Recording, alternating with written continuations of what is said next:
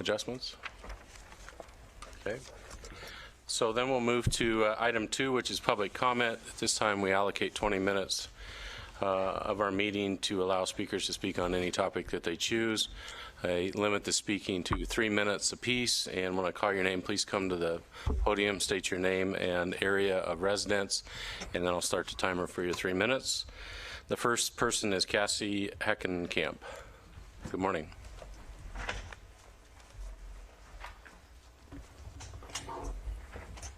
Good morning. My name is Cassie Heckenkamp, and I reside at 41404 Mackenzie Highway in Springfield. I'm a constituent of Commissioner Stewart. As you may know, my family purchased the property on Mackenzie Highway in December 2015. We're expecting to build a recreational marijuana business on it. It's double gated. Our barn and building are more than a quarter mile off the road from the nearest neighbors. I'm sure you saw the pictures of it in last week's article in the Register Guard. Learn my story in a lot more detail. In December, despite a large appearance and request by our fellow farmers asking me not to put an outright ban on all the RR zone properties, you did so anyways. You did so with a promise to relook at the issue. And to quote Commissioner Bozovich from the December meeting, I don't think that's just some nebulous promise. We're making this in public to a lot of people, so it's pretty hard for us to back away from it. But that's just what you did. That day, you asked the room to hold you accountable. Well, that's what we're doing here today. I think you can all agree that I followed up diligently, asking how I could be a part of the process. I was told to sit and wait, so I did. So then when I asked again, I was told, quote, there would be implications to the current high priority work that the board adopted into our long range work plan. Land management is not staffed to manage a task force, so putting that on the long range work plan would have required reprioritization of the ongoing code update work, unquote. To put that nicely, I took that to mean we lied and we aren't going to do anything about it, so go away now. Quite rude. In my book, quite a disappointment. I'm not out to create a big protest. I'm not out to cause board issues. I only want a fair opportunity to compete in this new industry. Many of you, if not all of you, have started businesses of your own. You know firsthand how hard it is to create and make a business succeed. It takes blood, sweat, and tears. And that's with the benefit of luxuries like banking and tax breaks that I don't get. Your personal biases against my crop has no place here. I'm very sorry that some of my fellow entrepreneurs have personally treated some of you unfairly. And a few bad apples, they don't spoil the bushel, though. We deserve a fair chance. Give me rules to follow, I'll follow them. But don't shut me out. I brought these people together today to show you we aren't going to go away. It's an important issue, and it does demand to be looked at and amended immediately. Follow through with your words, commissioners. Thank you. Thank you. Next is Tom Hennigan.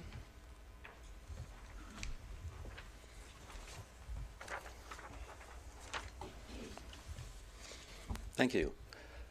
I live over by Cresswell on rural residential property.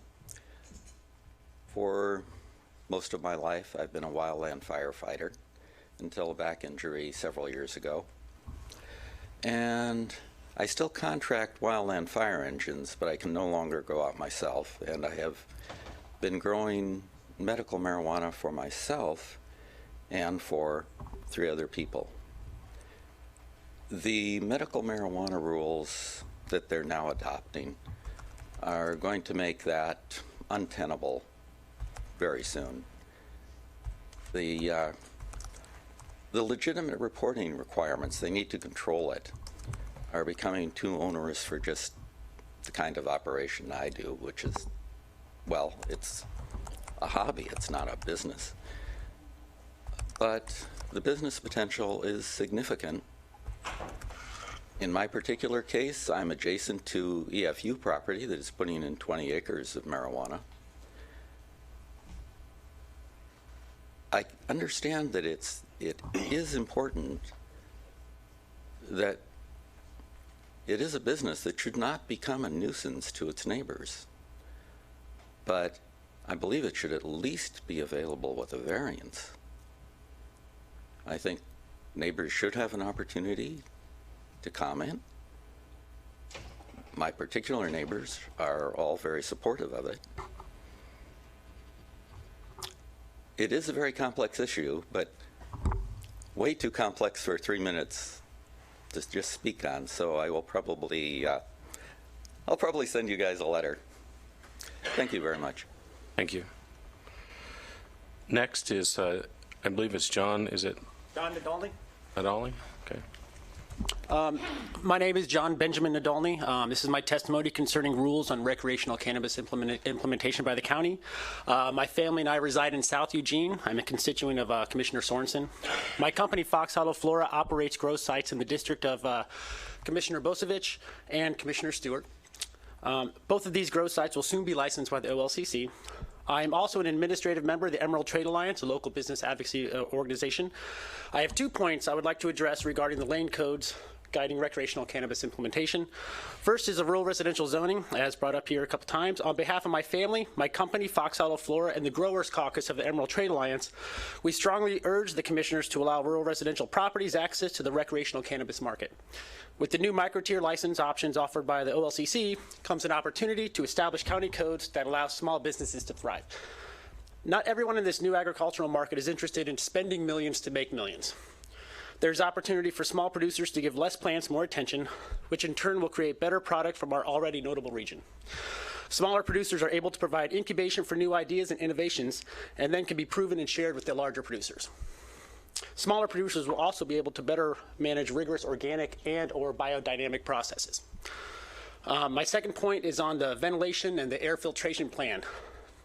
Lane Code 16.420, Section 4, Subsection B, tells me that my greenhouse must have an air filtration system that scrubs 1/3 of the volume of air per minute. If our farm use crop is right outside the greenhouse, it is only subject to natural wind and air ventilation.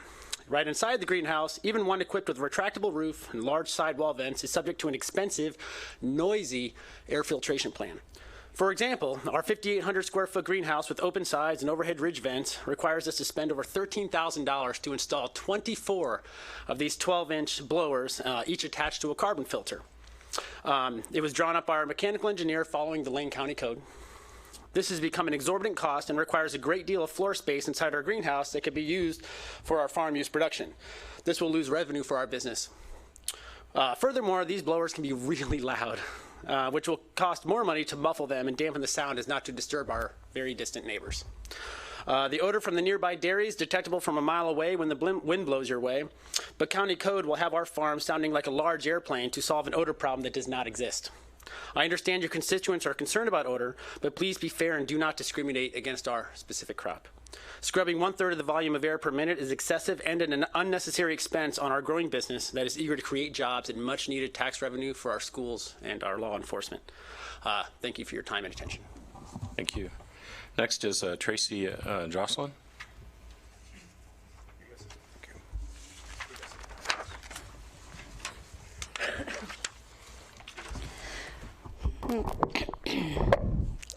Good morning. My name is Tracy Jocelyn. I live on Martin Luther King Jr. Boulevard in Eugene, pretty close to Springfield. I'm a co-manager of Nightingale Health Sanctuary Rest Stop. I'm also on the steering committee. We have been operational since 2014, 2.5 years. First, we were in front of Lane County Behavioral Health, then to River Road, Northwest Expressway. Now we're currently in back of Lane County Behavioral Health. We are currently waiting to find out where we may move. Our lease says out by July 8th. It has been down to the wire for all moves. Our city liaison is working with the city manager to get a place approved. Since we are located on county land, we have additional requirements to fulfill than the other rest stops have to comply with. We have monthly collaboration meetings with city and county liaisons and our steering committee members. We are required to pay insurance to protect the county, $284 a month. That went down from $400 because we have no incidences. Beyond those differences, we are the only rest stop that has to relocate. One reason is that Lane County Behavioral Health property is leased by the Boy Scouts to host tailgating. The other reason is our rest stop complies with Dr. Ludke of Lane County Public Health's best practices, which states that camps need to move every 4 months to avoid long-term change in animal behavior where we are living. We respect best practices and keep a well-organized and clean camp, yet the other rest stops are doing okay without moving. We operate on a more frugal budget than the other rest stops. Our monthly costs are $580 a month for porta potties, garbage, insurance. Our rest stop, our residents pay for our own camp needs, toilet paper, dish soap, propane, and birthday cakes, and miscellaneous. It costs $12,000 to build a rest stop for 30 people. Our footprint is 1/3 of an acre, yet the city nor the county has available land. I think there must be many 1/3 of an acre parcels available. Unused buildings with unused corners of a parking lot. We just need to create it. Mutual benefits are involved. We make neighborhoods safer. We bring business to the areas where we live. Not trying to sound whiny here, but both CSS and OVE have headquarters and buildings and water and electricity and heat. These provide an opportunity to host volunteers in a more familiar setting than outside in all weather.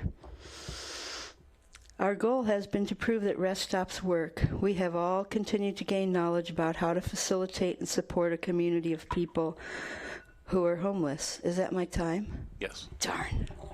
Thank you very much. We appreciate the opportunity to prove rest stops work. Thanks. Next is Michael Kerrigan.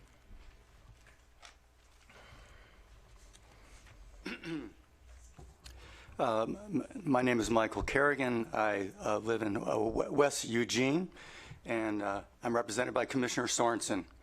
I'm the program director of Community Alliance in Lane County, but today I'm speaking on behalf of the Nightingale Health Sanctuary. I'm in the steering committee there. I'm also a founding board member of Opportunity Village Eugene. As Tracy just said, the rest stops have been a great success. It's something that we are proud of. People all around the country are looking at our model. They're saying, hey, this really works. We're going to do this here. So to be in the situation now where the Nightingale Health Sanctuary has until July 8th to find a new location, it's really stressful. I applaud Tracy for her hard work in making Nightingale a great success. But it's time for us to have her back and have the back of the others who are there. So we need help to find a location, short term for what we're coming up now, but let's think in the long term. What are other locations in Eugene, Springfield, and throughout Lane County where rest stops can be established? I'm wearing my t-shirt. It says YIMBY, because I think yes in my backyard, yes in every part of city Eugene where I live, yes throughout Lane County. I think we can do more. Rest stops can be on public land and private land as well. At some point, we might need you commissioners to modify an ordinance, probably a land use ordinance to put a rest stop out in the county. So that may happen in the weeks ahead if we can find a good location on private land. It's the community coming together. The rest stops, I've seen them work. People's lives have been changed at a low cost to the city and the county. It's people coming together. I applaud your county administrator. The meetings we've been having with him and with city staff is an example, once again, I said, of the community coming together. And I give you my highest rating. I think it's been, things have changed when he came, and we have been doing really, really well. So Nightingale needs a new location. So, talk to others. Let us know if you can think of a place.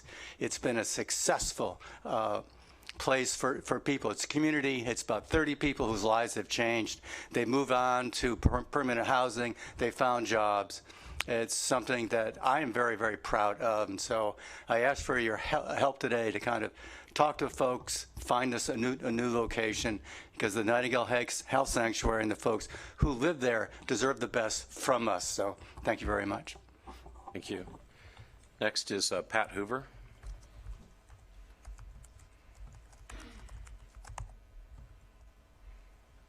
Good morning, Chair Stewart and Commissioners and Mr. Mokrzycki. I'm Pat Hoover. I live in District 4. You know me as a member of the Parks Advisory Committee. And I'm sorry I'm a little early, but you have something coming up at the end of your day around Lane County Parks. And I wish I could speak at that time, but this is a historic day from my point of view. We all know what's happening. The master plan is being restarted, and we've hired an outside professional company to do that. And you will be hearing all about that this afternoon. But I want you to know that the PAC got that document in December of 2014, and almost immediately red flags were going up, and we had concerns and issues around what the document was saying and trying to do. And we worked very hard for almost a year to review and work on that document to make it a better plan.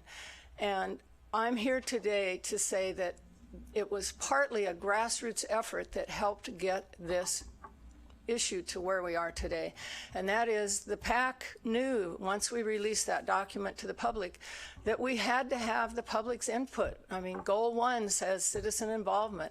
And so some of the PAC members and community members went out as park activists, and we leafleted, and we went to parks, and we talked to park users, we talked to park neighbors. And at that point, we asked them, please comment on the master plan, read it, pro, con, neutral comment, please. And we had the idea that if they would give a copy of their comments to all of you, that then you would be in the loop and know what was going on, because we felt like we were operating somewhat in a vacuum in the Parks Department.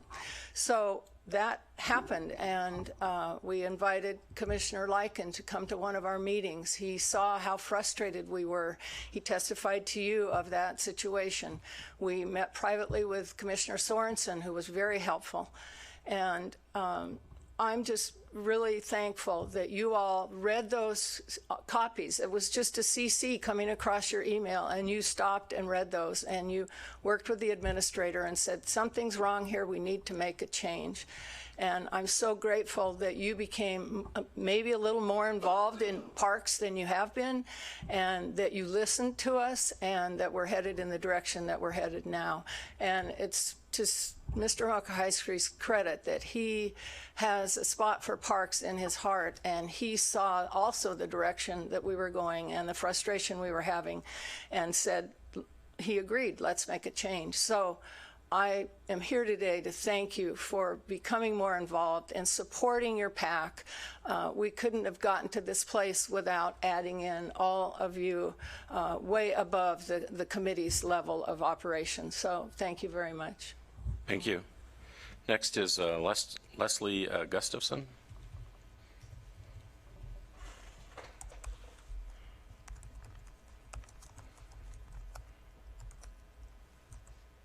Howdy, I'm Leslie Gustafson from Lowell, Oregon, and I am advocating that you buy Skate World, the roller skating venue over in Springfield. You already have Lane County Ice, so adding another one isn't going to go along and be that great of a problem. Except for $4 million is a great problem. If you can't swallow that by yourselves, you might try going in conjunction with, well, Abilene Parks and Recreation, and see if they can go along, and between the two of you, you could go along and buy it. This is a souvenir of my last skating adventure, quite literally. I had a choice between a wall and a 6'3" kid, and so I chose the wall, and of course I came out on the short end of the stick. I hope it isn't going to happen again. But that aside is the fact that it is the only one that's open now. Lane County Ice is closed for the summer, and you have dedicated personnel operating the rink right now, and they want to stay there, and they love their jobs, and he and his wife, like I say, they want to stay until they retire. So I look at it as a win-win situation, and I'm hoping that you guys, I'm not knowing if there's anything going on behind the scenes that doesn't make the news, why I am strongly advocating that you do buy the thing. And like I say, $4 million isn't petty cash, so I don't know exactly where you would be getting the money, but I'm certain that there's probably some out there someplace. Thank you. Thank you. Next is Chris Cunningham.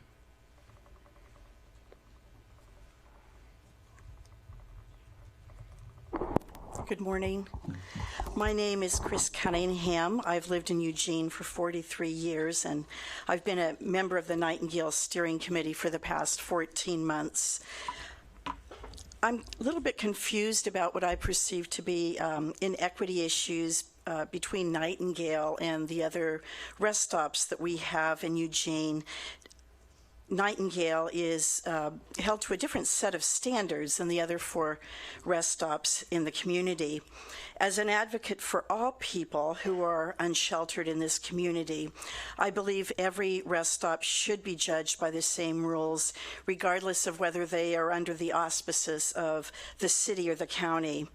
As Michael Kinnison said in his report this month, Rest Stops and Opportunity Village 2015 report, one of the biggest challenges Nightingale faces is finding a more permanent location. Since its inception in December 2015, Nightingale has been required to move twice and is now preparing for a move to a 3rd location, even though no one knows where the camp will move to.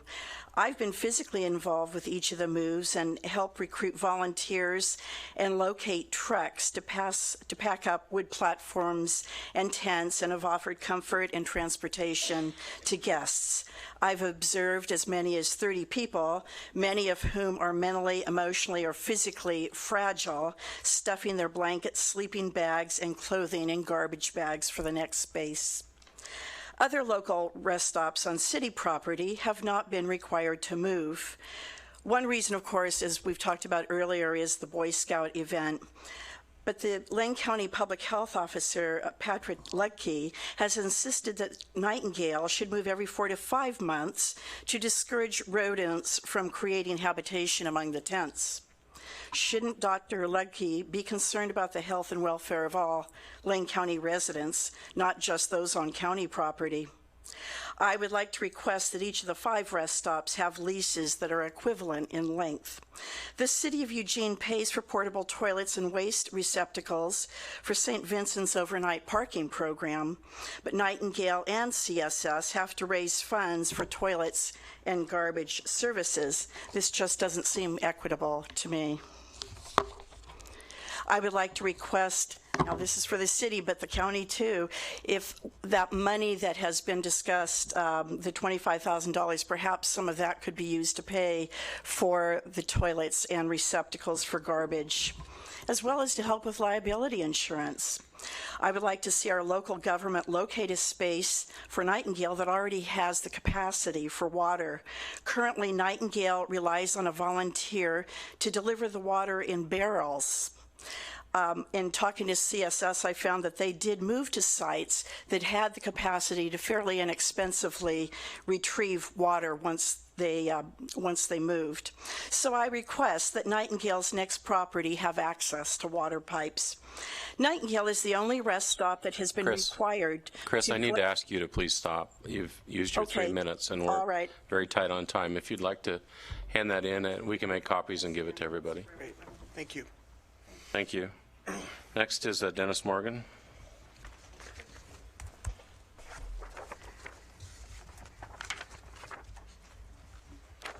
Good morning. I'm Dennis Morgan. I live in the unincorporated area of Lane County in the Mohawk Valley. I'm in Commissioner Stewart's district. You have an item agenda this afternoon to discuss an ordinance, give direction on possibly coming up with an ordinance for election materials. Basically here to present you with a set of questions that I sort of went through to come up with the draft ordinance that I submitted to you next week. So that's all I wanted to do. Thank you. Next is Andrew Small.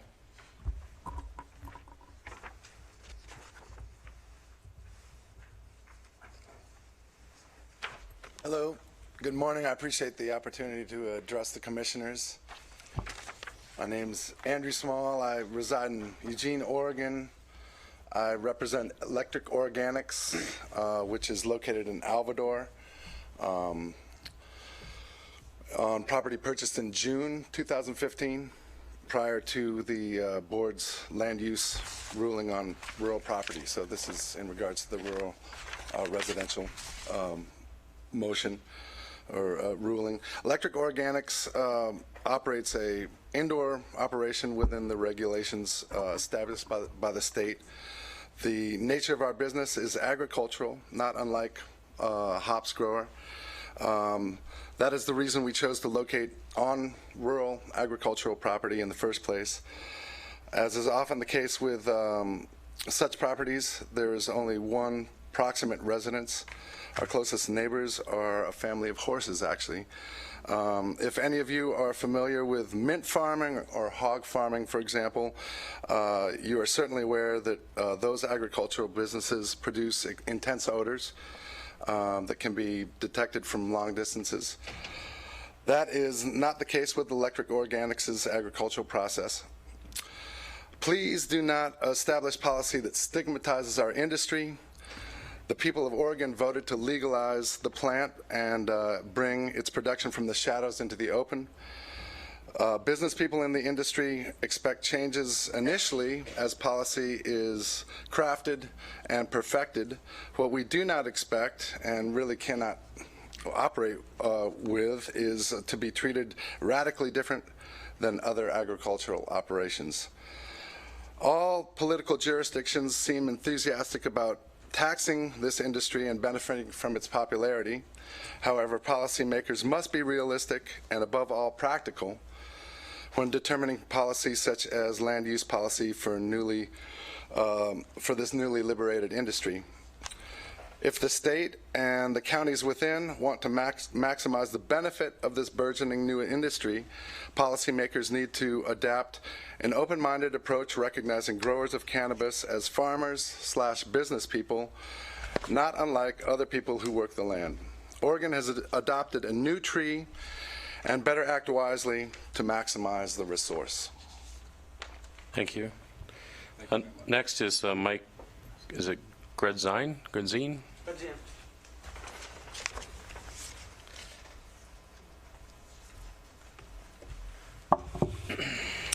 Thank you for your time. My name is Mike Gredzine. I know some of the commissioners, Commissioner Lyken, Commissioner Farr, Commissioner Sorensen. I've been a resident of Eugene for 20 years. I'm a Rotarian. I sit on several nonprofit boards, very involved with the community. Next week I give my 120th blood donation. And I support small business and common sense. The citizens of Oregon spoke a while back. Counties were given authority for rules. And I know what I heard in this room back in December. And I don't know if I'm here to state the obvious, but I'm just here for a plea, an appeal for some common sense rules. When you have two legitimate interests, and I respect people's right to have or not have odor, and I respect other people's right to legitimately operate a business by rules and regulations set by state of Oregon, I always try to find that middle ground. There must be some kind of a set of rules, maybe a per case basis, that will allow the growth of small business. I do not have a grow, but I support small business. I don't have any rural land, but I support small business, paying taxes, helping our schools, and there is a change going on in the country. And we here, Lane County, have the opportunity for jobs and more jobs and a real craft industry, as we have done with our beer industry. And I would hope that all I'm asking for is common sense rules. recognize that people are legitimate business people following rules and regulations set by the state of Oregon. How can we mitigate the interest of all people involved? Thank you. Thanks. That was the last person that signed up, and we are at our time certain. Just respected anybody come in late that didn't get to sign up. Please come forward and state your name, one of you, and then the second one will follow, and then we'll immediately roll into our time certain. Hi, sorry I was late and didn't get to sign up. My name is Cassie Peters. I'm an attorney here in Eugene. I work largely with cannabis businesses. And I'm here today to urge the board to reconsider the ban on adult use or recreational marijuana businesses in the rural residential zone.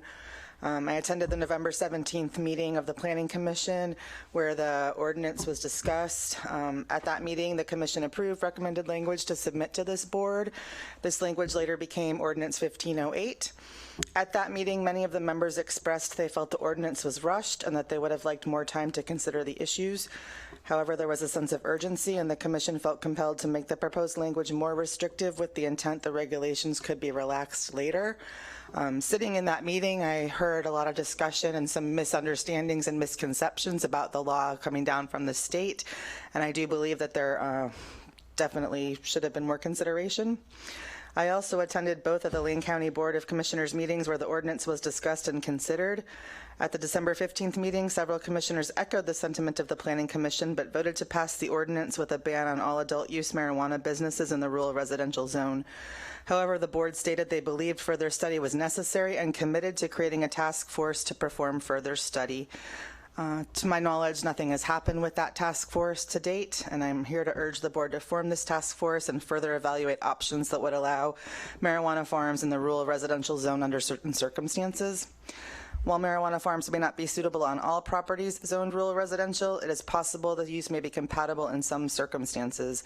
There are options that could be explored to ensure compatibility, including minimum lot sizes, special use permits, ventilation plans, limitations on canopies, and many others. Many of the landowners I have spoken with regarding this issue have already been farming medical marijuana for years without incident. Others already operate small farms and allowed use in the rural residential zone and would like to expand their operations to include marijuana. I believe the issue merits further consideration, and I would happily volunteer my time to serve on any task force created to undertake this study. Thank you.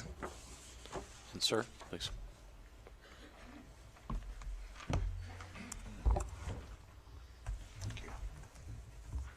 Thanks.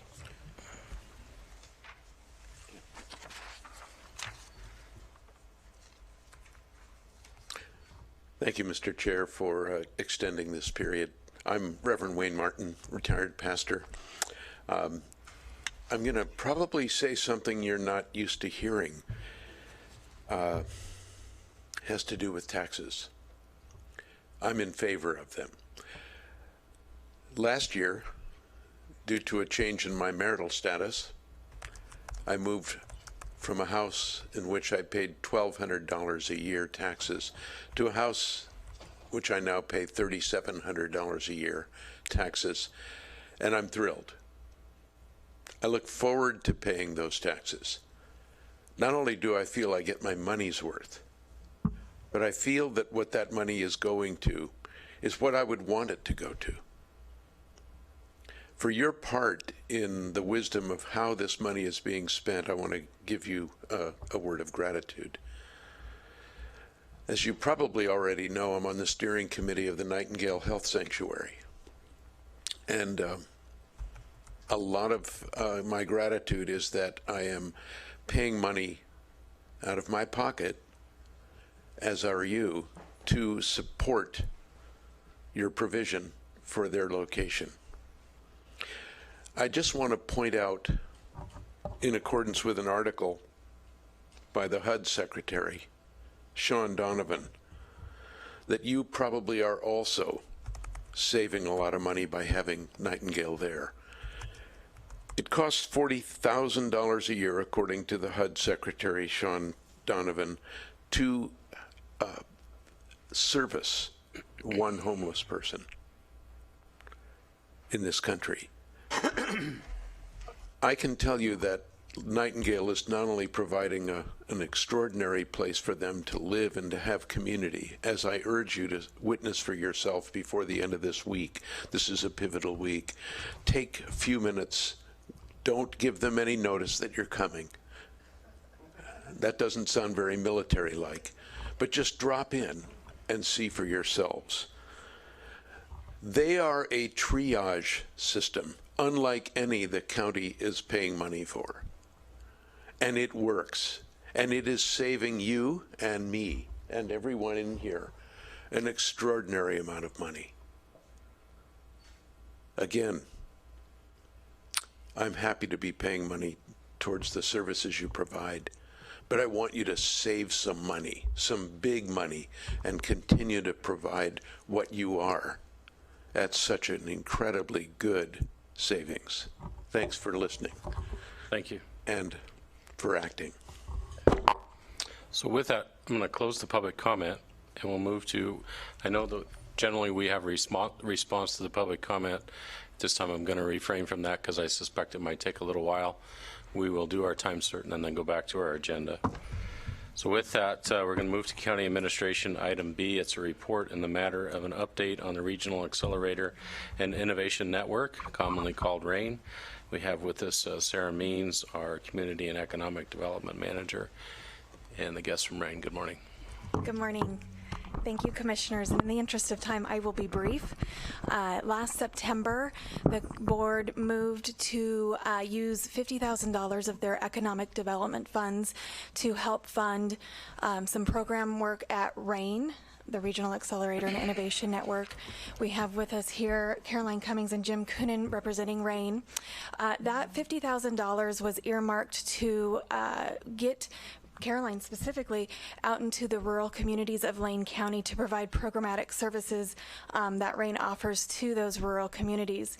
At that time, the board had asked staff to bring back an update on the progress of the work being done out in the rural communities, and so this agenda item serves as that update at the midpoint of the agreement period. So I'm going to stop talking now. I think the important information is going to be coming from Caroline and Jim, and let them give you an update on the work going on in the rural communities of Lane County. Okay. Thank you. Good morning, Commissioners. Thank you for your time on the agenda today, and good morning, County Administrator. Can you flip to the first slide? As Sarah introduced, I'm Caroline Cummings. I'm the venture catalyst for RAIN, and Jim Coonan is the executive director. Jim has been in the position for 2.5 years. I know you guys are very familiar with the RAIN program and want to thank you for your support in supporting the regional solutions as this as a priority project for the governor. I particularly want to thank Commissioner Stewart for being on the advisory board and for your extra support, because this is really making a difference, and that's what I'm excited to tell you about today. So I've been in this position almost a year, and it has been 9 months since we last presented to you, and you awarded us the $50,000. Can you go to the next slide? So I wanted to provide some updates to you, not only in Lane County, but also just a tad about the 4 counties, Lane, Linn, Benton, and Lincoln, that we serve, but I'm going to focus on rural Lane County. The Willamette Angel Conference, I was one of the founders of that back in 2002-3, and this has been one of the largest angel conferences that allows entrepreneurs to present to investors who are all mostly from Lane County, actually, and providing financial support to those startups. So we broke some records this year. We worked side by side with the Eugene Area Chamber of Commerce to do this. So hopefully you've been reading about this in the paper. It's very exciting. This last year, $1.2 million was invested. Both Jim and I are also investors in that conference. We also, for the first time, this is one of the individual things I'm super excited about, is as a woman investor, last year we only had 3 women.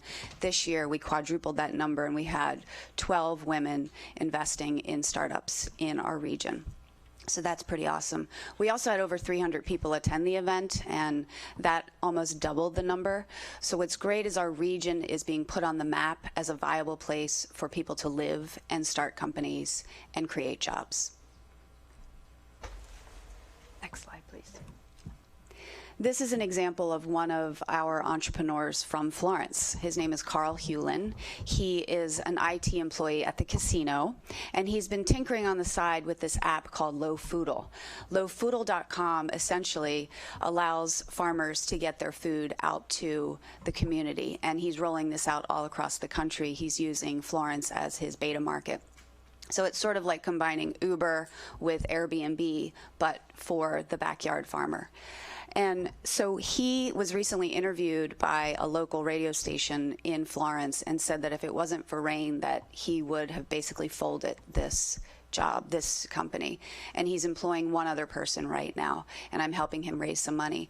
So from providing support with him with the help of the City of Florence, who has been an amazing partner, Aaron Reynolds, Kelly Weiss at the City of Florence have been great. So he was able to, with coaching, actually get selected to pitch at the Willamette Angel Conference. It's a pretty intense, competitive program. We had 44 startups from all over Oregon submit to win $400,000 in angel capital. And Carl was one of the 10 who was selected to pitch. He didn't win money yet, but we're working with him and coaching him, and it was really nice. It was the first time that a Florence, Western Lane County company got to pitch at the Willamette Angel Conference. So to give you just a big picture on the rural outreach of what we've done since September, since Jim and I were here speaking to you, we've done 16 events. Most of them have happened in Western Lane County. 9 of them have. 4 entrepreneurial leaders from the community have stepped up. These are just entrepreneurs like us who raise their hand and say, I love what you're doing, can I help? And they want to donate time for free. What's really great, and hopefully you're hearing from some of these entrepreneurs that we're working with, is they don't believe that what we're doing for them is free. You know, that the services that I provide and Jim provides and our RAIN Accelerator here provides and our accelerator in Corvallis provides, I say call your county commissioners and thank them, because if it wasn't for them and their support, we wouldn't be where we are today. We also have gathered 293 emails.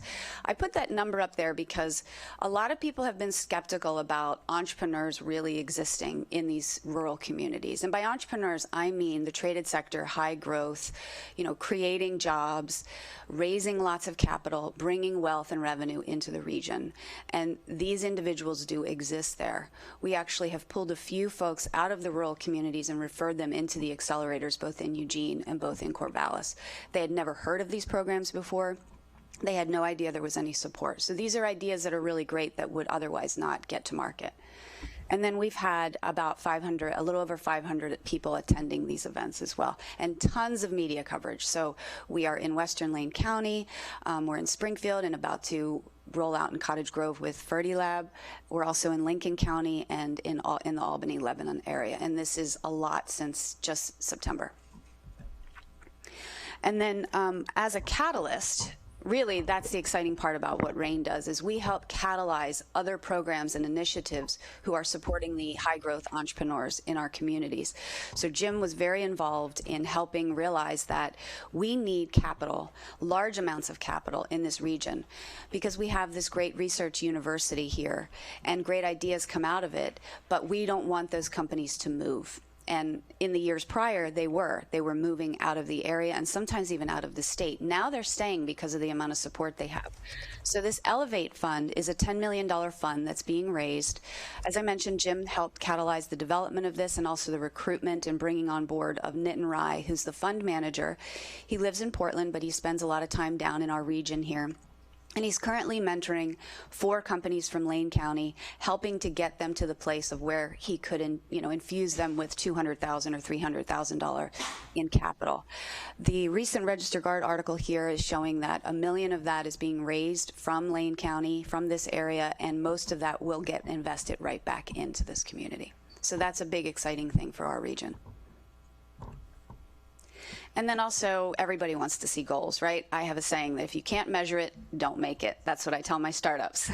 So here's goals that we have. You can see in the first column for the 13-15 biennium, the second is the 15-17. Next are the goals that we've received from Business Oregon for the funding that we've received, and then the very right column are the totals. So you can see we've pretty much blown all of these out of the water. We've had 49 companies go through the accelerators, but right now here in Eugene, we have 9 companies in the accelerator. 60% of them are women founders, which is awesome. And there's 11 going through the Corvallis Accelerator. We've assisted a total of 274 companies. Those are, not everybody is fit for the accelerator. Sometimes they need the pre-accelerator, which is Fertilab here in Eugene and in Springfield. So we work very closely with Shula Jaran, the executive director there, to make sure that those people in the idea stage are getting the support they need to help take them to the next level, matching them with mentors, making sure they are aware of the space in Springfield and in Eugene, making sure that they understand how to deliver a pitch before we put them in front of the investors. So sort of like we're the mama and the papa of these entrepreneurs. It's pretty fun. They have $2.5 million in sales revenues. I'd like to remind people that in the third year that Nike was a business, they only had about $10,000 in revenue. And they only had 3 employees, and now look at Nike. So oftentimes when we're counting jobs and we're counting revenue in early stage companies, we have to give them some time. 5 to 7 years is really when they start to hit their stride. But a lot of capital has been raised. $11.5 million in capital has been raised from all of the companies that RAIN has supported since the inception. And 160 jobs have been created. And that includes the founders, that includes the W-2 employees, and also includes the contractors. As an entrepreneur myself, sometimes it's hard to count the job creation that's counted is you have to be a W-2 employee. So one of the ways we'd love your support is helping count the founders who often we don't pay ourselves, but we're creating jobs. And then also we hire a lot of contractors in the beginning until we get up and running and raise more money. So we're counting that total number of jobs. So this is the model for rural entrepreneurial development. This is not just something that Jim and I have been rolling out, and Joe in Eugene and Mark in Corvallis and Shula here in Springfield and Eugene. This is a model that actually Jim and I have rolled out for the last 5 years. When he was the venture catalyst in Central Oregon, when I was the startup coordinator for the Oregon Entrepreneurs Network in Portland, but my territory was Eugene, Springfield, Southern Oregon, and Bend. This is a tested model, and it's also been used by Brad Feld, who authored Startup Communities. He has since started Techstars, which is now all over the world, a model for accelerators that we're also following. So this is not something that's new. I'm not going to dig deep into this model, but I will email you all a copy of the presentation that Jim and I just presented to Chris Harder, the new director of Business Oregon, on talking with them about how we can be a partner in the rural communities around the state, not just here, using the successes we're having, in particular in Western Lane County. There's been nothing like this that they've seen in other rural communities. So we're really proud and really excited to have you as partner for that. So let's talk about Western Lane County impact. We have had 9 events since October. The city has also stepped up. Part of our model is the local community has to put money and time to this, so they've put $30,000 in. That is $15,000 for the first biennium starting July 1st, and then another $15,000 if we keep the momentum going, which is great. So Aaron has been a great partner for that. Part of our model is that entrepreneurs raise their hand, as I mentioned earlier, to volunteer. We've had 2 local entrepreneurs, not just Carl, who I showed you, who is an employee of the casino and has his own tech startup on the side, but another woman named Jane, who she's a glass artist, and she has her art in stores up and down the coast. But she was recently approached by a broker who said, I really like your wine toppers and your night lights. Could we get 5,000 of those to put in the art museum stores all over the country? And she looked at me and said, I guess I'm traded sector now.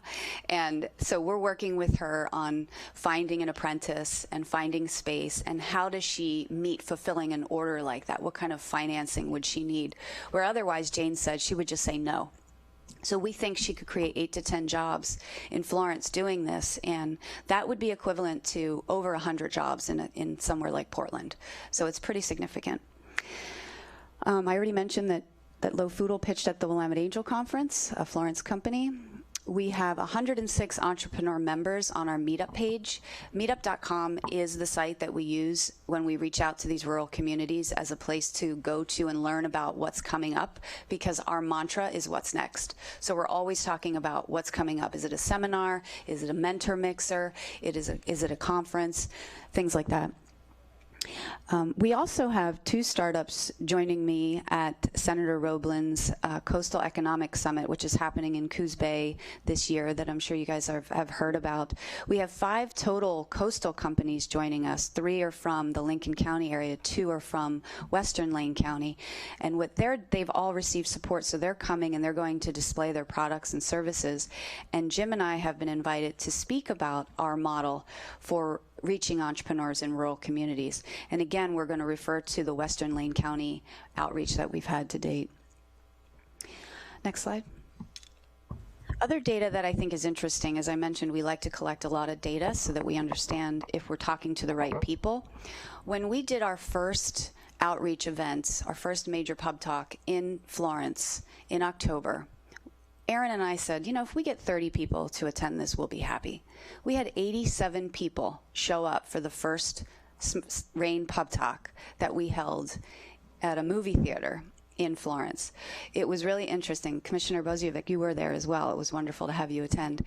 And how we knew it was a success was Aaron and Kelly at the city turned to us and said, we don't know more than half of these people.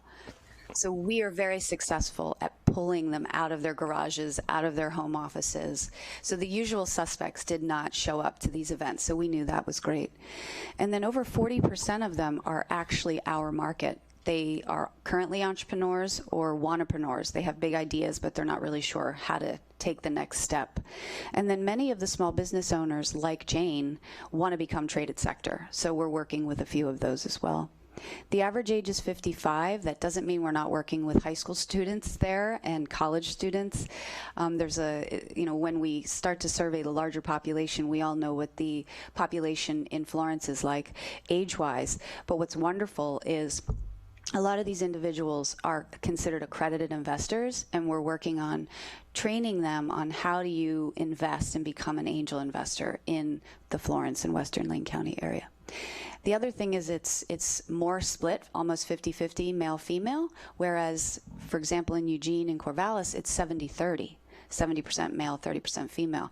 So there's a larger population of women entrepreneurs in the rural community in Florence, which is great. Okay, next. So we also ask them if we, RAIN, were to partner with the city and launch a pre-accelerator program so that they don't have to drive over to Eugene right now or Springfield right now to get physical building support and mentorship, would they be interested? And as you can see, 50% of them said yes.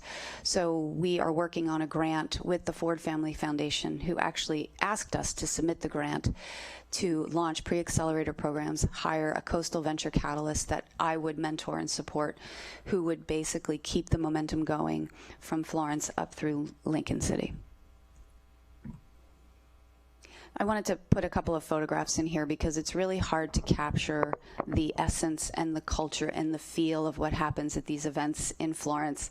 And as you can see on the left, if you can recognize, that's Mayor Joe Henry. He comes to all of our events. He loves to meet these entrepreneurs and talk about his own personal story. And it's great for the local community to see him come out as well. And he stays pretty much the whole time. And so we have had a mixture of meetups. They're packed rooms. It's amazing. I mean, I think the smallest event we've had was 17 people, and that was the first meetup, the small little meetup that we had. We still packed the coffee shop that we were in. So the people are there, the entrepreneurs are there. And then we have guys like Riley on the right who just shows up with a stack of books where he's got ideas. He's also holding a few inventions in his hand. And, you know, he has a day job, and this is stuff he's working on the side, so we love the Rileys of the world. This is 3 entrepreneurs who have all either gone through the RAIN Eugene Accelerator and also are participating in the Fertilab Springfield and Eugene program. I brought them over to Florence to do a founder fireside chat. What's great about these entrepreneurs is they want to give back. So they drive over and they're spending a few hours of their time. They end up spending the night there and helping stimulate the economy a little bit in Florence. And they're sharing their stories. And so it's really nice to have the already been there, done that entrepreneurs going to these rural communities to mentor and share their stories. So what's next? As I mentioned, we are seeking funding from the Ford Family Foundation to hire a coastal venture catalyst so we can really keep that momentum growing in Western Lane County. launch that pre-accelerator program, and truly remain as the catalyst. And that's what I love about my title as a venture catalyst is I'm not hopping in and running their companies. I'm helping them catalyze where they need to go. I'm not taking over the city of Florence. I'm going in and helping catalyze with Aaron and Kelly. And since they have economic development and entrepreneurship as a key goal, helping them do that. So we get to be the mentors. There's nothing more cool than that.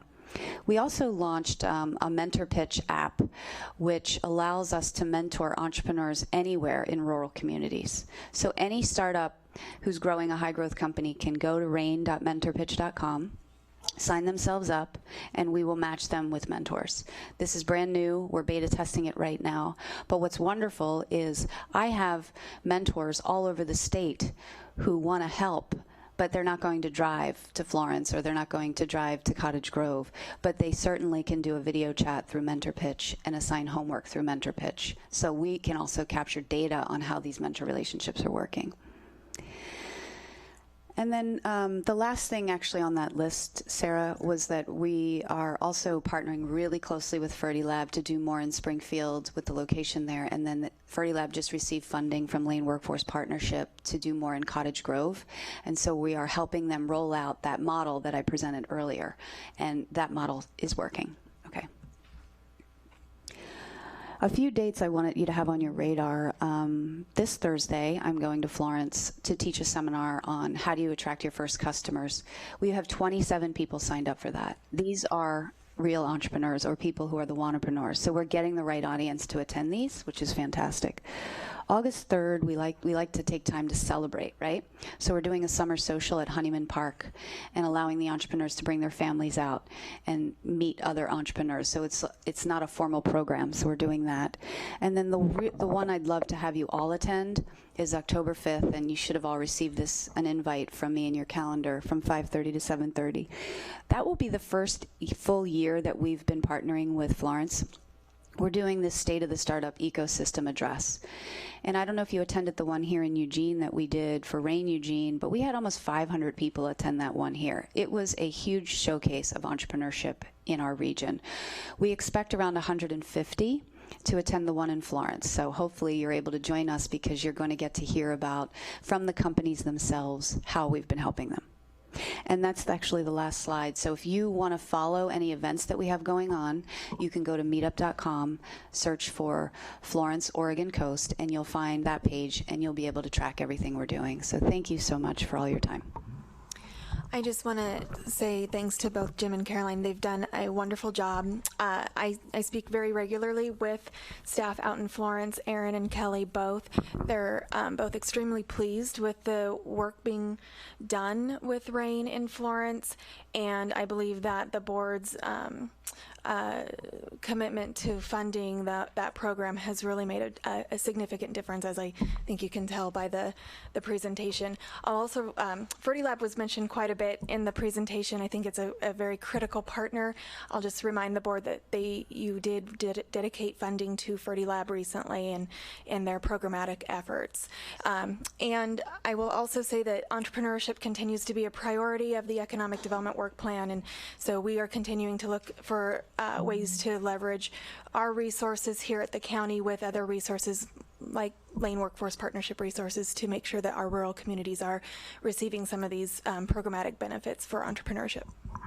Great. Thanks. So I'll look to the board for questions and comments. I would just like to start out and say thank you for the presentation and update, the incredible results that you're getting already in a short period of time. I haven't attended anything in Florence, but I was able to attend an event at the Holt Center. I believe it was the State of the Startup over there.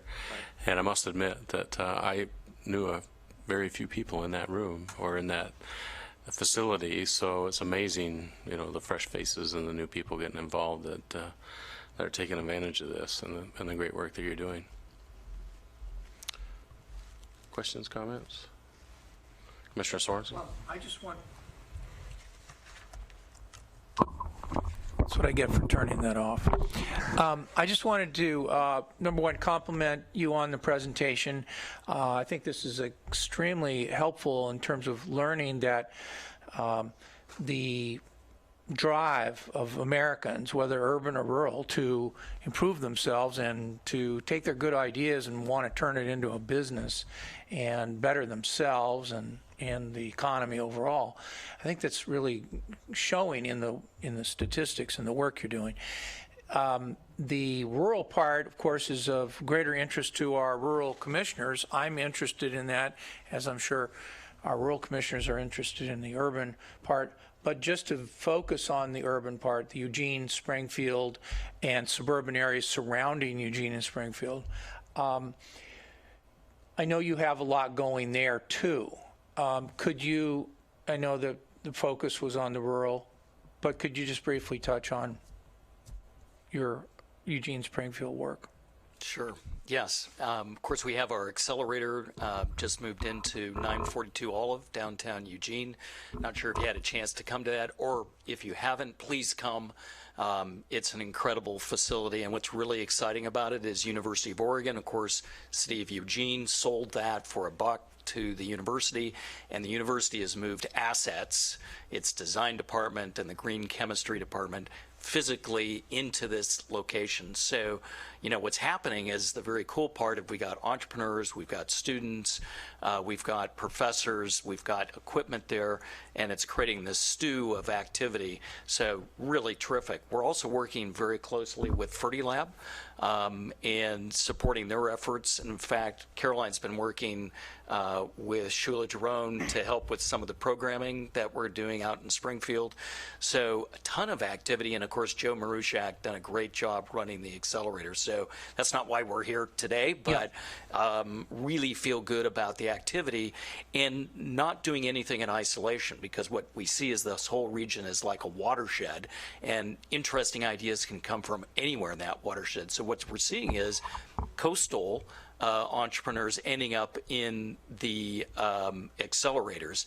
And really, our job is to try to connect resources, even the companies that are not in the traded sector. I think Caroline mentioned, but there's also some other companies that aren't in the traded sector, but our partners, small business development centers, the community colleges, we can refer those companies to the right resource. It's really about creating this network. And I would add to that another success that I think sometimes the stories aren't told as widely. But NEMA Metrics was a perfect storybook of how RAIN is being supportive and how the ecosystem is working. They were a spin out of the University of Oregon, their biotech company. They went through the Fertilab Pre-Accelerator and Mentor program. They then applied to RAIN Eugene, got accepted, and they since hired, I think they have 12 employees now. They just raised $1 million in capital, and of course, well, not of course, but Vancouver is trying to recruit them out of the area. So Shula and I have been meeting with both the City of Eugene and the City of Springfield, sharing what are these incentives that are trying to pull them out of our community. And what's really great is the people rallying to keep them here and providing incentives.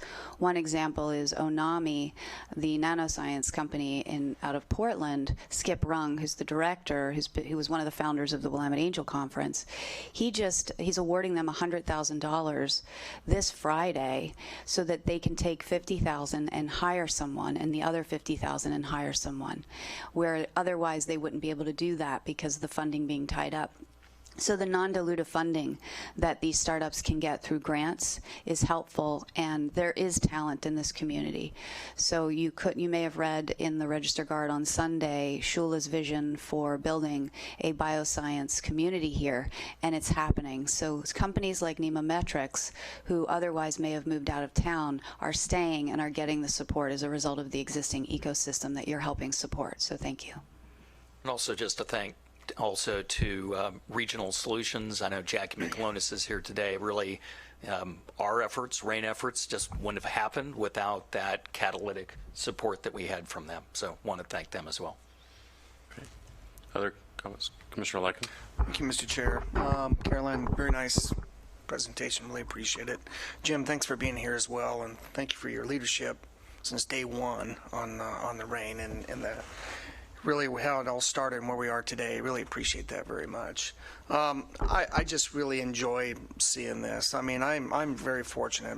My great-grandfather was an entrepreneur. My grandfather was an entrepreneur.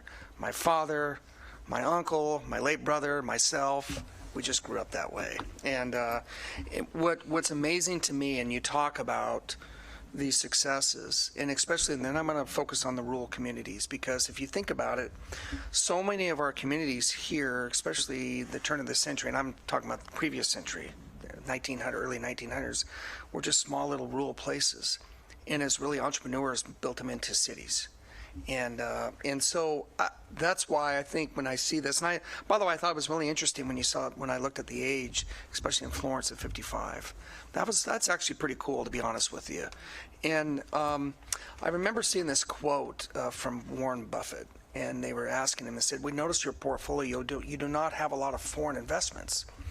And he said, "If I can't make it in a $17 trillion economy, I got to get out."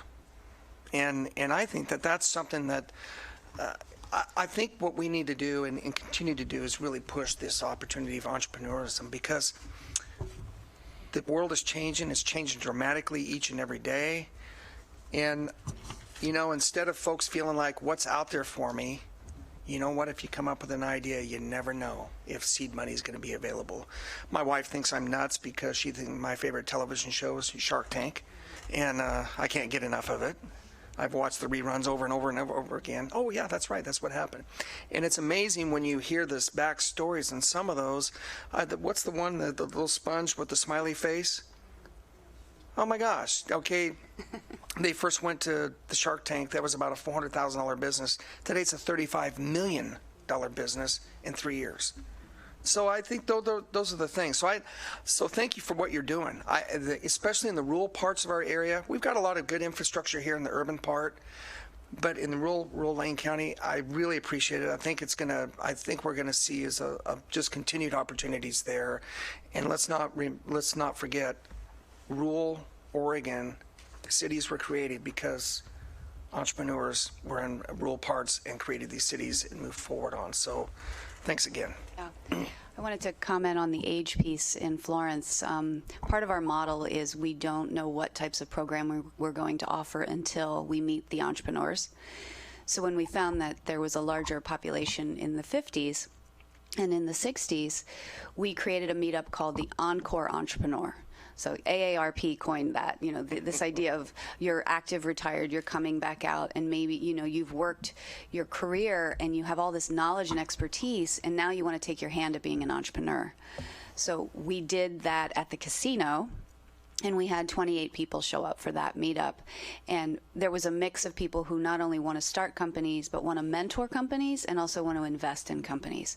So that's one of the pieces I love about our model is people say, well, give us the whole schedule. We're like, well, we don't know yet.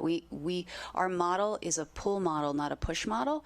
So we wait and find out who's there, because the needs in Florence have been different than Newport and different than Albany and different than Cottage Grove. Great. I'll just note that while this was intended to be about the rural Lane County outreach, I just want to note that Commissioner Lycan is on the Rain Eugene board, recently appointed, if I am not mistaken. So we absolutely have our, we understand the pulse of what's going on in rural Lane County, but we also have representation of what's going on here in the Eugene-Springfield area. Great. Commissioner Bozovich. Thank you, and thank you for the presentation and the great work you're doing. You know, I know the focus today is on rural, and I think it's really important because our rural communities in Lane County are truly suffering economically. It shows up in the statistics for the number of kids that are on free and reduced lunches are far higher in the Siuslaw School District or the Mapleton School District than they are in 4J. So that's where we're having the impact of, and we haven't come out of the recession yet. And they're kind of at a disadvantage when it comes to trying to do economic development. You know, these cities are struggling also, so they're small staffed, and you know, the help you guys give them in providing this, and Florence is not going to be in the competition to attract some large out-of-state corporation to locate there. You know, they're off the beaten trail, so to speak. So how are they going to actually grow economically besides the tourism industry and the service industry, which, they're struggling to get even housing that people can afford that work in those industries. So growing entrepreneurs and small businesses is so important. And we all know, it's a commonly use statistic that almost all new businesses fail, 80% fail in the first 5 years. Yet when you look at when we're coming out of a recession, somewhere between, depending on whose numbers you believe, 65% and 80% of all new jobs created are created by new small businesses. So if we can get move that 80% failure rate down a little bit in our rural communities to maybe 70% or 60%, what a huge difference in job creation in these rural communities you guys can make. And I attended the event there at City Lights Cinema, which is a whole different sort of entrepreneurship where somebody took over a failing cinema and turned it into something different there. But you guys are doing a great job of providing that lift and maybe that education that gets somebody to not be that part of that 80%. And that's so important for our rural communities. And I just want to say thanks for the work you guys are doing, and I really support what you're doing. Good report. Great. Mr. Farr? Commissioner Bosevich, I'd say amen to that, because we know that one of the major reasons for failures for startups is their isolation. And in this area of entrepreneurship, really what we're doing is trying to create that network, so to connect them to the resources. And it turns out there's actually some pretty good research out there that says the odds of startups will double if you provide them access to a better network, meaning people and programs and capital. And those are our three major tenets that we're trying to provide. So with that, I want to say thank you for your presentation. I also want to thank Jackie McAlonis for being here today. Jim did explain, but the whole idea of this effort actually started with Regional Solutions, and without Regional Solutions it wouldn't be in existence. And today I believe that you're on your path to greatness by yourself, but it was a group of elected officials that got together discussing the opportunities and needs in our area by the guidance and request of the governor under Regional Solutions that really threw the idea out there that the mayors of Eugene and I believe Corvallis right. Took it from there with some expert advice from and help from our universities, Oregon and Oregon State, that really kind of brought this thing together. So thank you for the great work that you're doing. Thank you for your time. Thank you, Commissioners. So with that, we're going to back up into the schedule. We do have one item that we've had individually patiently waiting, probably learning more about county government than she really wanted to know, but I'd like to turn this over to the administrator, Mr. Mokrzycki, to recognize our employee at this meeting. So thank you. The floor is yours. Thank you, Mr. Chair. County 101, I think Ms. Morales has had the opportunity to see here. So I want to invite Faith Morales and Andrea Musicant up from Developmental Disabilities. I'll share a few comments. I think Andrea has some things to say as well. Faith is a developmental disabilities specialist in our Developmental Disabilities Division in Health and Human Services. She case manages all of the individuals that we serve under the Psychiatric Security Review Board, and her work involves coordinating with that agency, the Oregon State Hospital, the Department of Human Services, and other developmental disability offices throughout the state to ensure that clients are receiving the services they need to reach treatment goals. So I want to share with you some comments here from the executive director of the Psychiatric Security Review Board, who wrote a glowing letter, which, it takes a lot to get a director of an organization like this to take the time to send a letter about an individual. So I think that in and of itself speaks to the work that Faith is doing. So I'll quote from this letter. It says, Faith is at the ground level tracking specific clients as they prepare to transition to the community and ensure that once there, they are in programs that maximize the client's strengths. Faith always follows through on anything my staff or partnering agencies request of her. No issue is too hard for her, as she always seems to develop a sound solution. Faith constantly works at finding our clients the most appropriate services to eliminate the silos of mental health and developmental disabilities that often exist in our social service systems. I love that comment about finding solutions, because spend a lot of time and effort on working on not just focusing on the problem, but focusing on what the solution is to the problem. The letter also notes Faith's work in training staff in all 36 counties throughout Oregon as part of a panel for the 2016 Psychiatric Security Review Board Forensic Conference. And it states that Lane County's program is quote, a model of collaboration, best practices, and integration with the judicial, mental health, and law enforcement systems. This is a lot of what we've talked about as part of our budget process, the work that's happening throughout our organization and community to collaborate between these different public safety and community-based and mental health services to focus on solutions from a system perspective, not just as individual entities. And then I want to comment, is this all right, Andrea, to share some quotes from a letter of Faith's supervisors that was received via an email lauding her work from the liaison of at the Department of Human Services. And the letter reads, I've had the pleasure of working closely with Faith on some of the more challenging forensic cases in Lane County over the last 10+ years.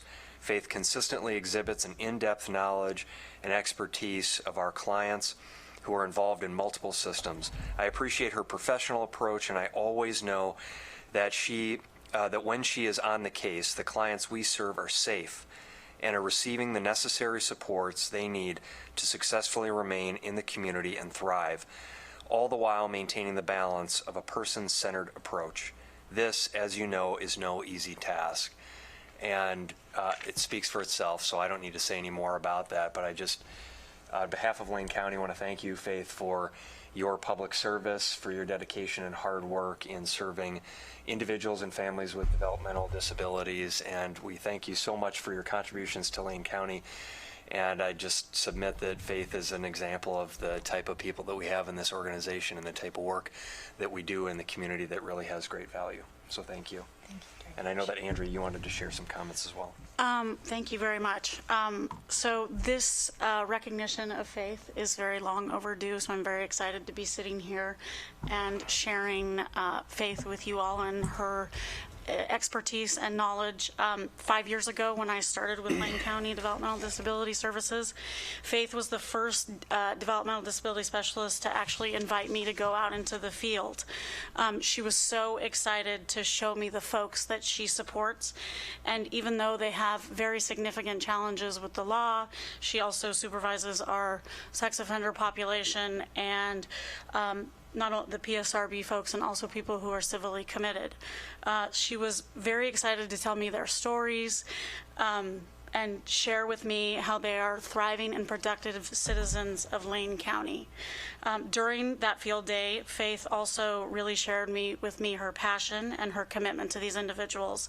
And I've only seen this dedication and determination in her work increase over the years. I just want to say how much I respect the work that Faith does and how she is really a true advocate for individuals with intellectual and developmental disabilities, and that her work is invaluable to our organization and truly, obviously, statewide appreciated, and we very much appreciate her. Thank you very much, Faith. Faith, thank you. Any comments? I'd just like to say that, when I first came to the Commission 12 years ago, developmental disabilities used to be on the same floor, and our paths used to cross all the time. And today, not so much. So I don't get to see that great smile and you racing off to go do your work. But I appreciate the hard work that you do and representing the Lane County citizens that you do, some of the most vulnerable people that we need to take care of, and the great work that you're doing. Thank you. Or Commissioner Sorensen, then Commissioner Moore. I just wanted to also thank you, Faith, for all your tremendous work for not only just the people of Lane County, but the specific people that you're assigned to. And like Commissioner Stewart, I kind of missed the seeing you in the hallway, whatever, because I think you bring a lot of energy to this work and energy to this county government. So I just think it's great, and I also agree with you that it's long overdue. Thank you. Mr. Farr. Thank you, Mr. Chair. Nothing more than the other two commissioners have said, other than a couple of things stood out to me. One, that it was specified that you take individual care of your clients, and that's exceedingly important, and not everybody is able to do that, to actually care for each person that you work with. That rang a bell for me, and something that Andrea also said that corresponded to something that said in the letter. Andrea, you took Andrea out on our first week on the job to show her your work, and to actually give Andrea, who I work with a little bit on the, more than a little bit, on the Mental Health Advisory Committee, you actually helped her do her work better from the very first day that you got on the job. That's corroborated in the fact that you participated in providing training to staff located in all 36 Oregon counties. So you're not only excellent yourself, you want to make certain that other people that you work with and that you work around are performing up to higher levels. So thank you for that, and thank you for making Lane County a great place, not only for the people that live here, but for you're helping people beyond our county limits. Thank you very much. All right. Thank you very much, Faith. Thank you very much.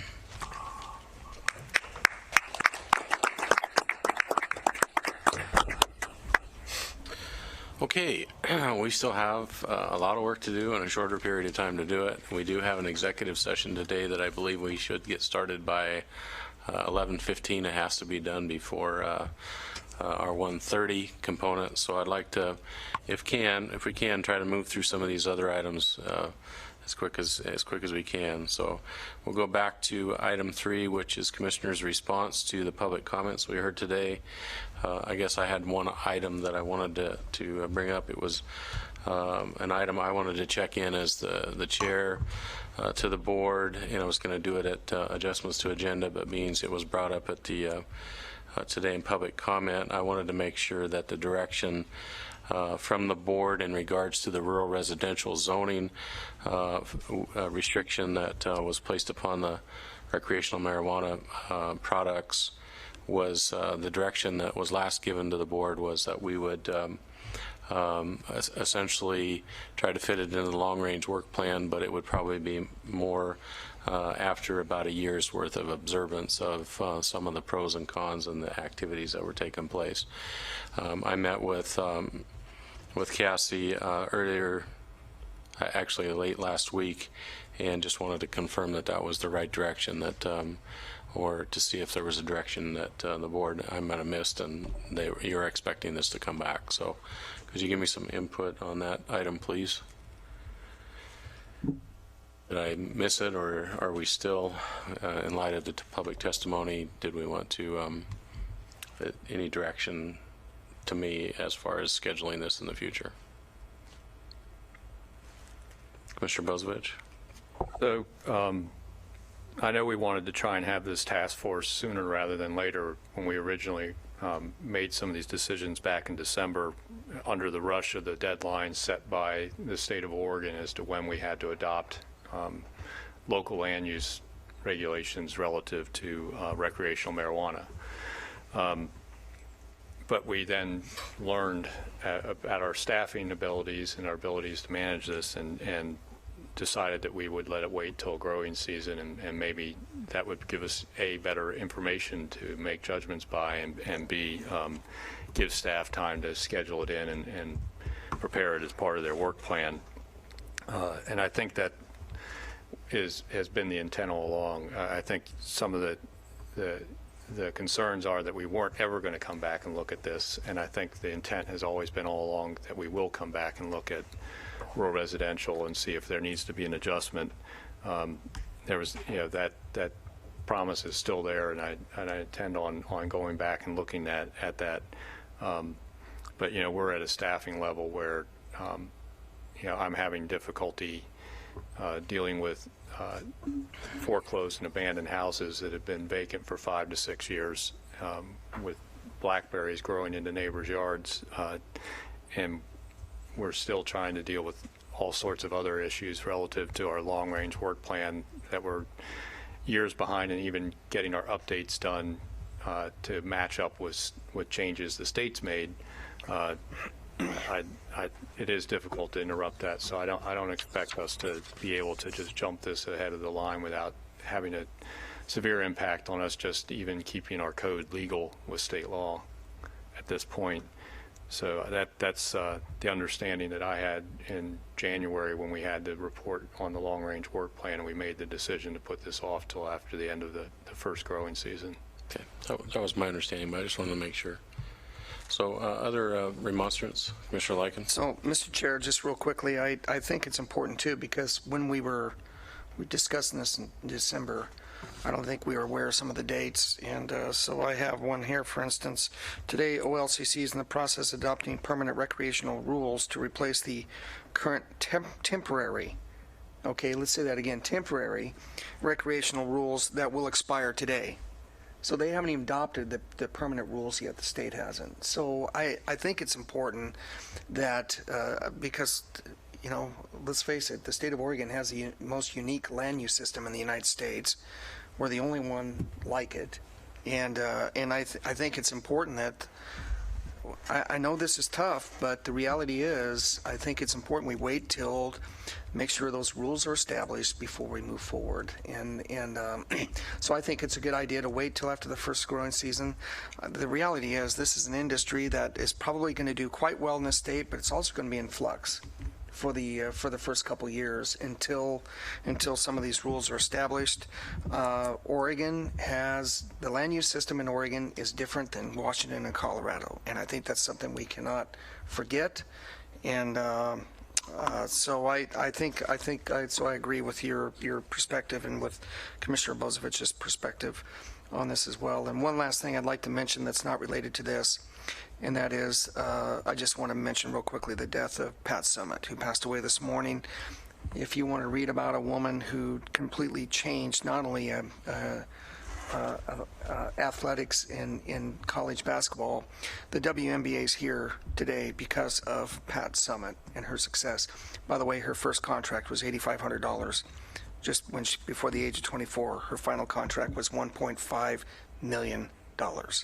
And so I just wanted to give a shout out to a working mother and a working wife, and who really made it work, made it happen. So rest in peace to Pat Summitt and to my good buddy Mercedes Russell, who didn't get to play for her, but that's the reason why she went to Tennessee, was because of Pat Summitt. Thank you.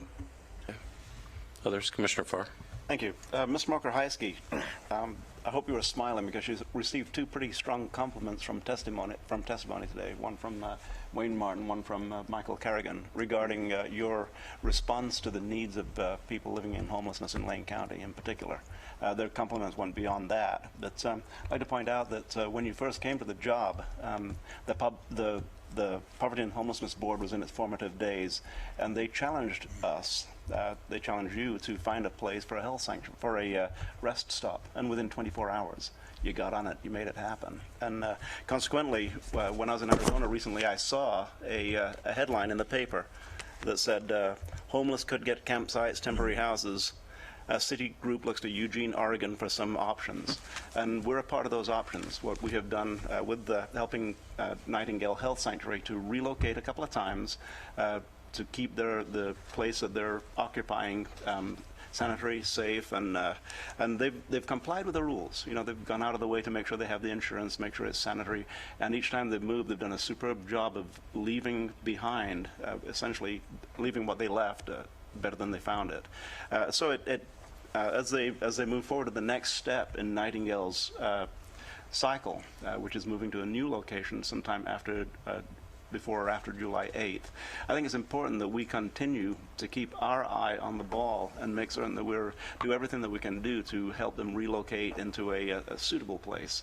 It was stated that they have 1/3 of an acre is about what they're occupying right now, which is what, about 17,000 square feet, something like that.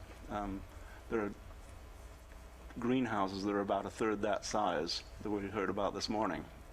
So, you know, it's not much space, and they do a very good job of maintaining the space.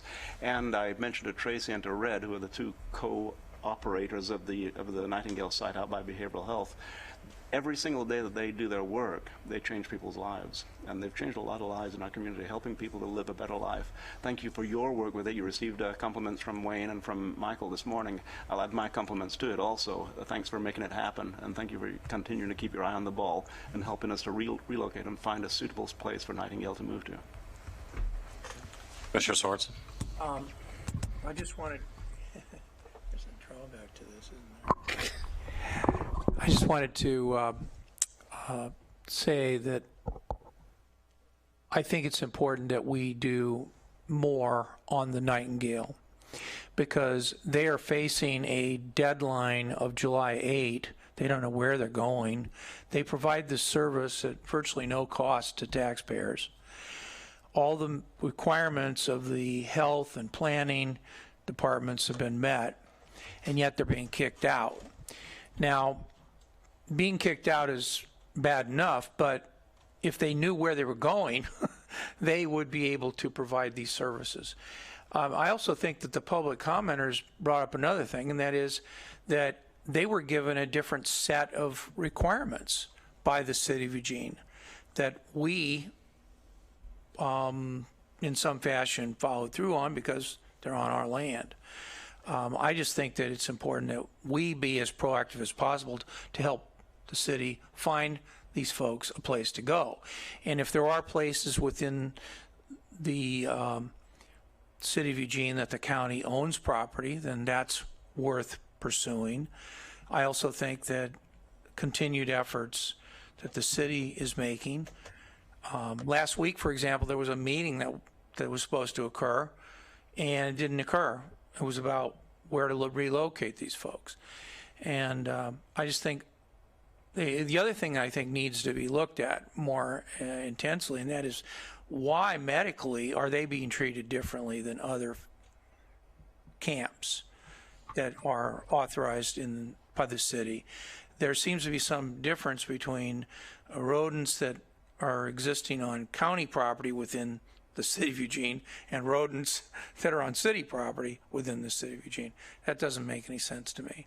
So I also think it's important to look at the positive side of this. And the positive side is you have residents, you have nonprofit donors and nonprofit employees that are working hard to help the county and the city have a positive experience for these previously homeless people. They're not homeless when they're at this facility, so I'm not going to even call them homeless, but they are improving their lives in really important ways.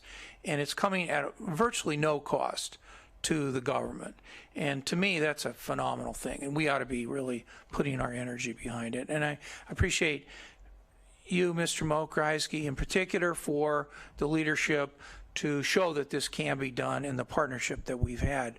And I think the partnership we're going to have with Nightingale in the future. So thank you so much for your continued efforts on behalf of Nightingale and what they're doing. Okay. Commissioner Farr. Just very quickly, Ms. Mokreisky, I forgot to mention that when we did initially set up the Nightingale camp, Ms. Hayes, who's sitting in the room here, was instrumental in making sure that that property was located, and that she worked with the behavioral health staff, with Karen Gaffney, ultimately with Lisa Nichols, to make sure that that did work. And thank you for that, Alicia. Okay. So I guess just to do a time check, we get several other items to do, and I'd like to release Mr. Dingle to, he's got a 10:45 time certain phone call, and then hopefully we'll be ready for executive session about 11:15. So we'll move the item that the election item to this afternoon. Okay. All right. So does that conclude the comments? I just want to apologize. I know that there's not the people are not here now that we had give public testimony, but I guess you don't know when we're going to get a large number of people to speak and then throw time certain. So apologize that we kind of got backed up and probably couldn't speak to address. We had several items that were important that I think we've touched a little bit on with our comments here, but I just kind of feel bad we weren't able to speak to them directly. So with that, I think we do have an emergency item. Is it going to be this afternoon, or? I have it right here if you'd like me to read it. So there is an emergency item, and it was at the request of Oak Ridge that the Board of Commissioners support a grant application that needs to be in Friday. It is called the Federal Lands Access Planning Grant.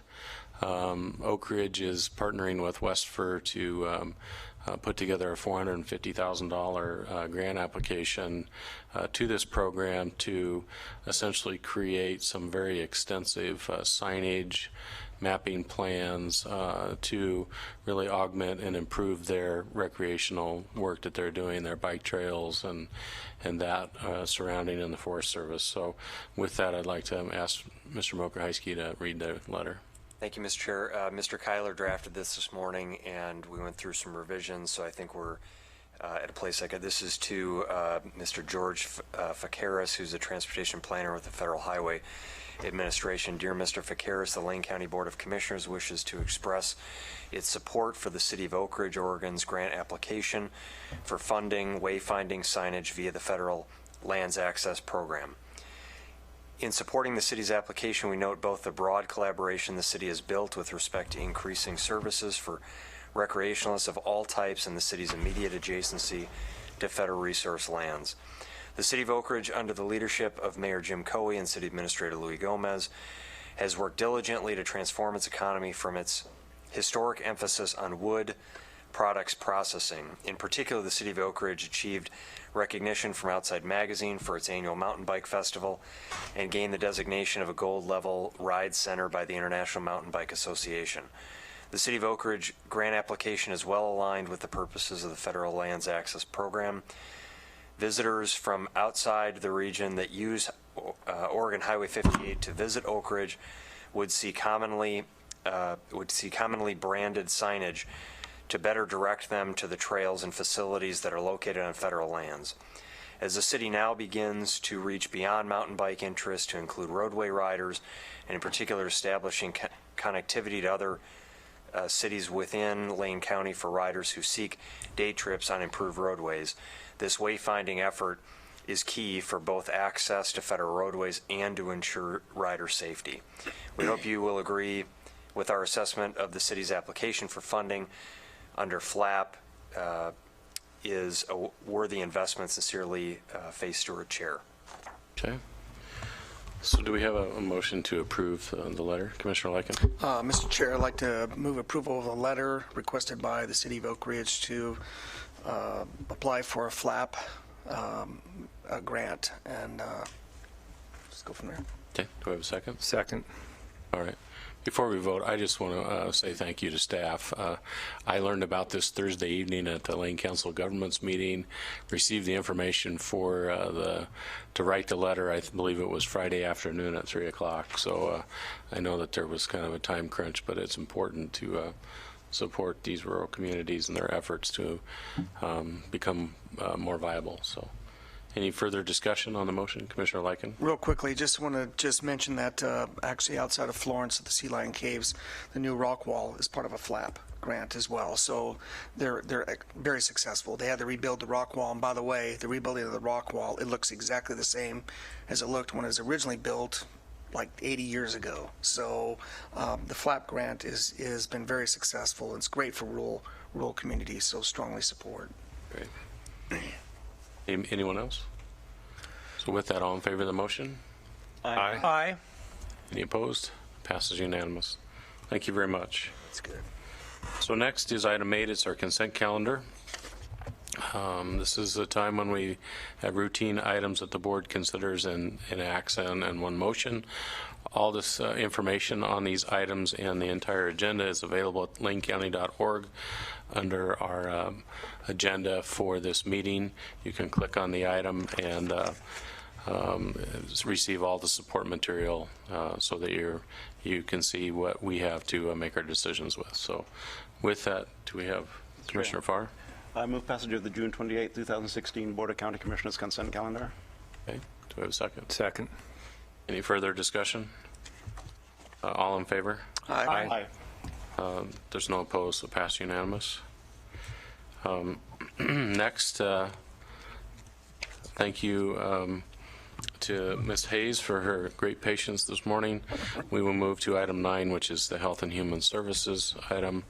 It's Order 16-06-28-04, and the matter of awarding contracts for the services for the Department of Health and Human Services Division, and we have with us the Director, Ms. Alicia Hayes. Good morning. Thank you, Chair Stewart, Commissioners. So today we are asking you to give the go-ahead on awarding contracts. This last legislative session, 16-17, Lane County Health and Human Services and the Human Services Division were received one-time allocation of an additional $850,656 from the Emergency Housing Assistance to fund programs within our community. We had 3 areas that we looked at and 3 recipients. So quickly, we looked at homeless diversion services for unaccompanied youth, and the person that came out on top, our sole applicant, was Looking Glass Community Services. We had homeless diversion services for family, and that would be, if you agree, awarded to St. Vincent de Paul. And then chronic homelessness intervention project going to Shelter Care. And you have in your packet the amounts for each of those programs and each of those recipients. Great. Any questions or comments for Commissioner Bozevich? Thank you. This kind of gets back to the earlier discussion during public comment about Nightingale, but these contract awards are part of our general commitment to providing housing in Lane County. We also sit as the housing authority, but these in particular are part of a funding stream that we've been lobbying to have made available to the county, and it's done through our Human Services Division, which one of the little known things was, while other agencies were decreasing their funding over the last several years in the human services, Lane County have been increasing ours over that period to try and keep from having the cuts be worse than they were in some of those services. And fortunately this year, the City of Eugene has decided to start reinvesting in the Human Services Commission and increase their allocation this year. So there may be some issues right now with Nightingale and where they're located and where they move to or not. But in general, our commitment to providing emergency housing and trying to get folks housed, this is just part of that picture, and it's one that this board and our budget committee has been pretty well committed to over the last several years, and in fact it's been showing an increasing commitment over the years. So thank you for bringing this to us, and I think all 3 of the agencies we're giving the contract awards to speak for themselves in this community. Commissioner Farr. Thank you. Ms. Hayes, yesterday I had a chance to talk to Clackamas County Commissioners. They wanted to know how we were so successful in our efforts to provide services to homeless people. They wanted to hear about veterans in particular and the success we had last year. But the thing that I wanted to really point out to them is that we have a network that Lane County works very closely with of excellent nonprofit organizations that use the money very effectively, that we're able to pass through to them. Today you gave us a list of 3 that we're passing money through to, which is Looking Glass, St. Vincent de Paul, and Shelter Care. 3 of the superheroes of providing homeless services here in town, but not the only 3. We can include Catholic Community Services, for instance, and a number of other agencies in the area. And the advice that I had to give to them, I told them I'm just the guy talking, I'm not the one doing the work here, but was to maximize their relationship with their nonprofits in the area. And that's something that you do and that we do very well here. And through the work of the Human Services Commission, the consolidated efforts of Eugene, Springfield, Lane County, and the other jurisdictions, we just do a superb job that is really something that other counties are beginning to and trying to emulate. Thank you very much for bringing this to us today. Okay. Other comments? Okay. So with that, do we have a motion to approve Order 16-06-28-04? So moved. Second. Second. Any further discussion? All in favor? Aye. It passes unanimous. Thank you, Alicia. Thank you. All right, next we will move to item 10, which is our Human Resources Department. Once again, I want to thank the folks for their patiently waiting. We have before us Order 16-06-28-05 in the matter of approving the tentative agreement between Lane County and the Lane County Prosecuting Attorneys Association. We have with us Assistant County Counsel Andrea Nagels. We have our Employee and Labor Relations Manager, Inga Onrud, and we also have Mary Miller. Welcome. Thank you. Good morning, Chair and Commissioners. We are here to present the details and information for the board on the tentative agreement that's been reached with the Prosecuting Attorneys Association Collective Bargaining Agreement. The details of the agreement are in the board packet that you have in front of you this morning. I will just take a minute to pull out some of the highlights. We have in the tentative agreement the term for a 3-year contract. So it would begin July 1, 2015, and it would go through July 1, 2018. For each year of the 3-year contract, there's built in a 2% cost of living increase. This cost of living increase would be coupled with some agreements that we've reached on health insurance changes. So we have beginning January 1, 2017, the introduction of new health insurance plan, which is the Prime Plus plan. And this is a third plan option that would be brought in addition to the current copay plan and high deductible health plan that's currently available for county employees. Beginning January 1, 2017, there would also be employee contributions being brought in for health insurance, and this would begin for all employees on January 1, 2017.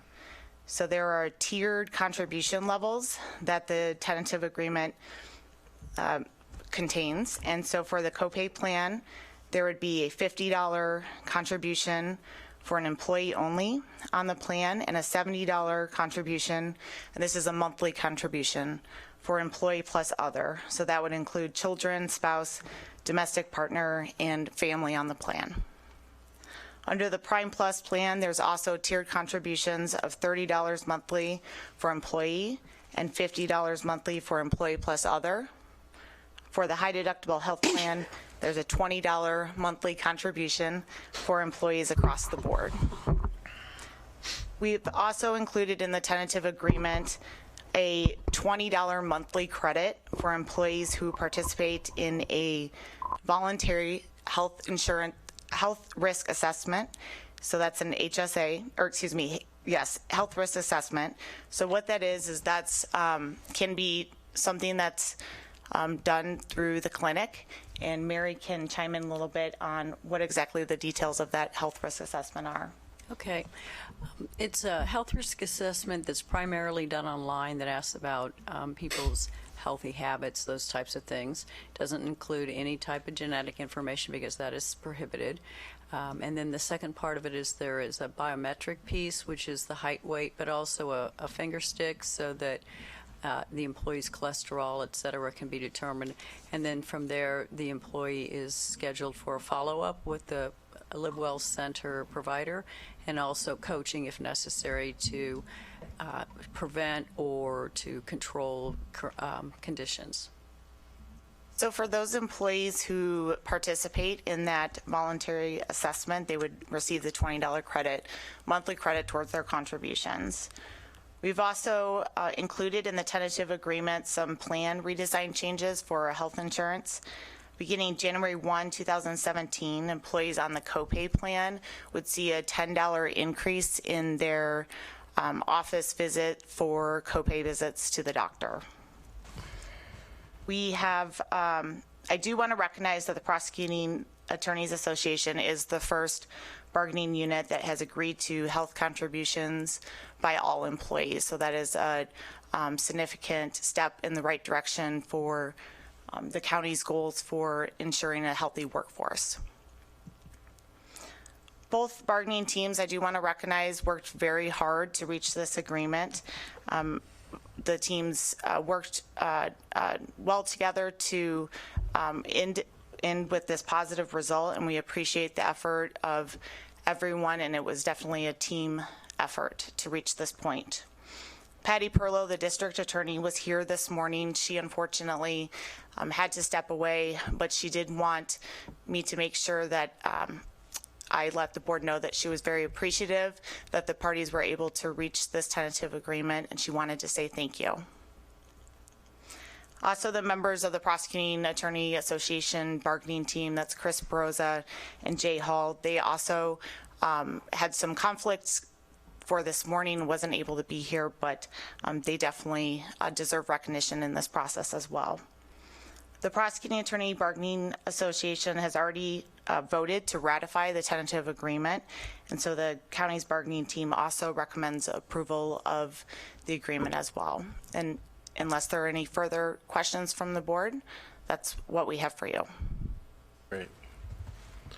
Well, I guess I'd like to start out by just making a comment. I want to thank everyone involved. It seems like we started the conversation about a year ago or more. And when we started our conversation, I was wondering how in the world we would come to an agreement with where some of the things that were being discussed needed to be talked about. And actually, I think it seemed like it was headed towards arbitration. Is that right? So to see this come forward with what everybody's come up with and agreed to is really very exciting, and I'm very thankful for it. As those staff members are leading the way in helping Lane County address our structural deficit, which we discuss pretty lengthy at the budget meetings, and also working hard to someday, if the Cadillac tax ever does get implemented, if it doesn't just keep getting pushed off down the road, hopefully Lane County be in a great position where it's not going to impact us. So that's the importance of this hard work that our staff and the employees understand that we need to do. So thank everyone for the incredible work on this outcome. Other comments? Or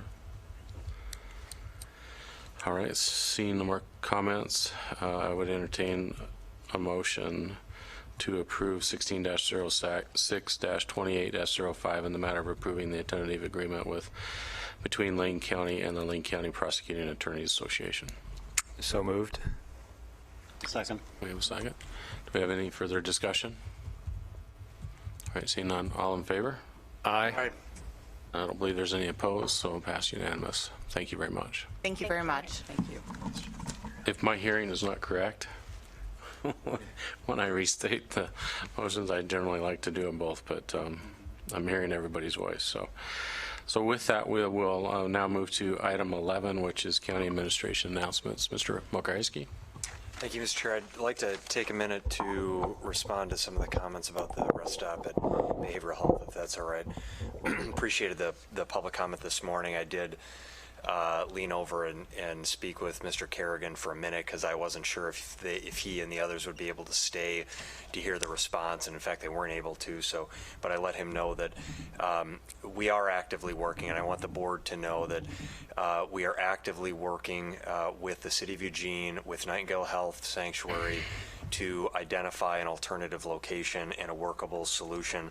The last thing that anyone wants is for the good work that's happened and the collaborative partnership that we've established to be ended, and so we're working with that. I want to just a couple comments to set the stage that we've been supporting this rest stop for about the past year and a half. It originally started as a temporary winter rest stop. The idea was just for the winter months when it was cold and raining, to give people a safe place to be temporarily sheltered. It has turned into a year and a half long effort. We were very clear up front, and the board supported this with the understanding that there were some requirements we were going to put in place. We wanted to make sure there was accountability at the site, that there was secured entry and exit, that there were background checks, that there were no drug and alcohol or substance abuse happening there, that there were no children at the site, that there was a focus on individuals with disabilities, and that we would follow our public health requirements, because we are the public health officials. Lane County is the public health entity in our county. With all respect to our cities that provide wonderful services, they don't have that obligation. So we felt that it was critically important that we lead the way. And so there you find some differences. City of Eugene has done a wonderful job, it seems, with their rest stops. They've had different requirements there. But that was one of the things that we led with, and that there was clear understanding and agreement to, was the public health requirements. And that's really worked well, I think. This has been a partnership that has worked well, and we've worked together. We have moved a couple times. We moved out to the River Road site, a county-owned road fund property. Couple issues with that. One, there's a high concentration of rest stops in that ward in the city of Eugene already. So there was some concern from residents who feel that there are a lot of rest stops in their neighborhood. It also wasn't a great site from the standpoint of drainage. There was a lot of, through the winter months, it was really wet and caused some problems. Thirdly, we had to charge for that site because it's a road fund property, and there were past lawsuits. We had to charge. We didn't want to charge for the property. We haven't charged for the behavioral health property because we haven't had to, but we had to. And that put an additional financial burden on Nightingale Health and the folks who were there. So for those reasons, that site we don't believe is viable. I want to just make a brief comment about the revenue that's collected from the parking that happens at behavioral health. It's not for the Boy Scouts. The Boy Scouts do some operations there, and there's a percentage of that they take because they run it. But Lane County collects, last year it was around $228,000 during the football season alone, that goes directly to fund services in mental health and youth services. So this is revenue that we collect that we put to provide services for vulnerable individuals in our mental health and youth services that are under our care. So having said all those things, the date was supposed to expire June 8th. I extended it by a month to provide additional time. We do have some agreements that are in place for the soccer tournament that's happening in the end of July. But we're working aggressively, and we had conversations with city officials on Friday. I met with the city manager, assistant city manager, and talked to other city staff, and we're all working aggressively to try to identify a location, and we will find a solution that is workable. So we'll continue to provide an update. I just wanted to share some of those thoughts. The last thing I'll say is we really, right now, are confined to properties within the city of Eugene, public and private properties in the city of Eugene. Outside the city of Eugene, there is no other city or county ordinance that allows for the use of public or private properties for this purpose. The city of Eugene has established that. The challenge for us is we really only have our property, the only suitable property is off of MLK Boulevard and road fund property. Road fund property we have to charge for, and it's typically along a highway. So it's not really great locations for the purpose of a rest stop. So there's not a lot of options, I guess, is one of the things that I just want to share with you. But we will continue to work aggressively and in partnership with Nightingale Health, the residents there in the city of Eugene, and we will keep you informed on progress that we make.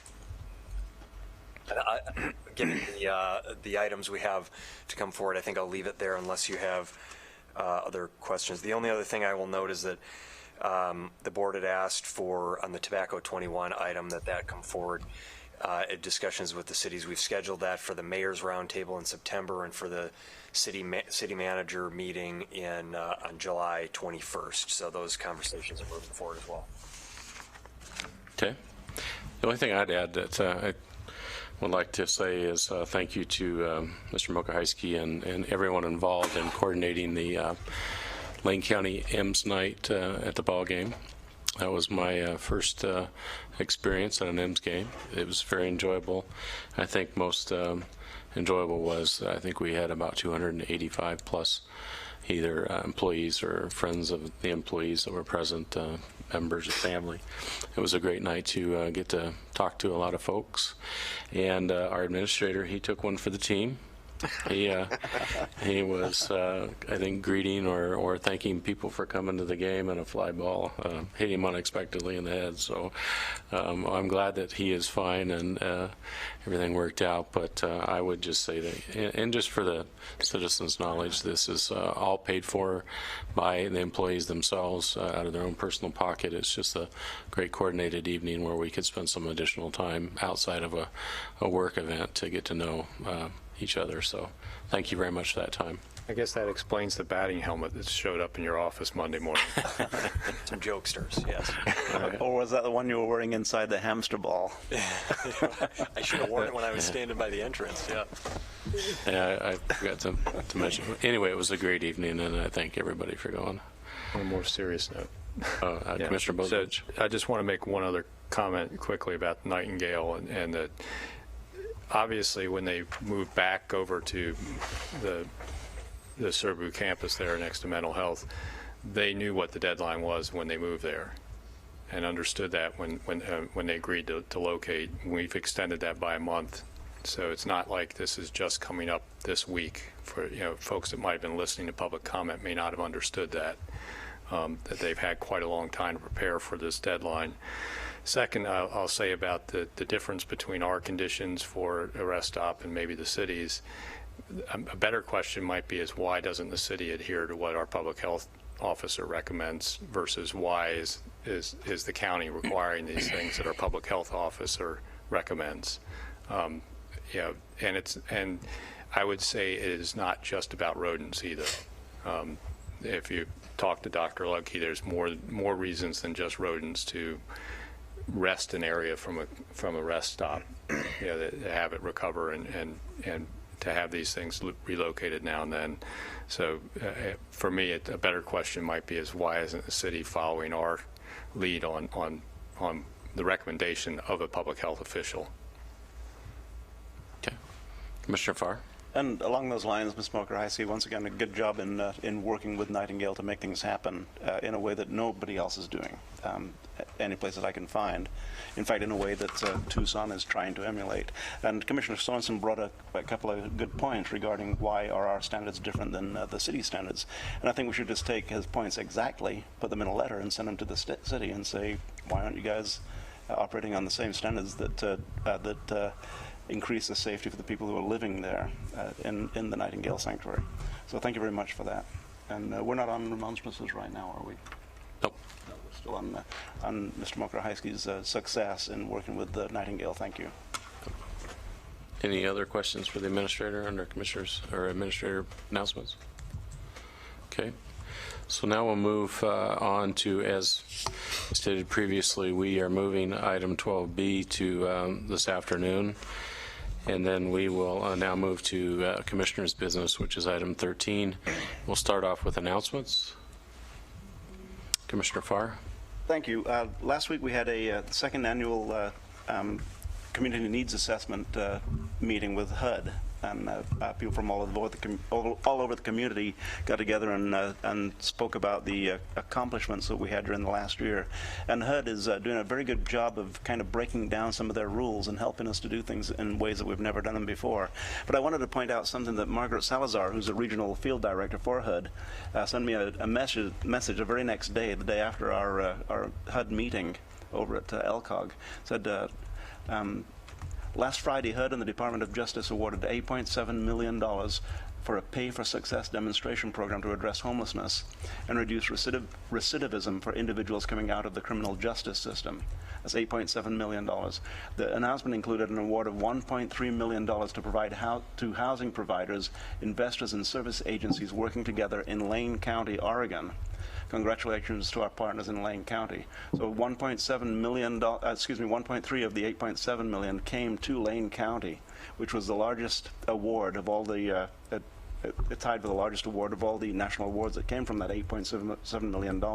It's coming to Lane County to provide homeless assistance to to prevent recidivism to people who are coming out of the criminal justice system.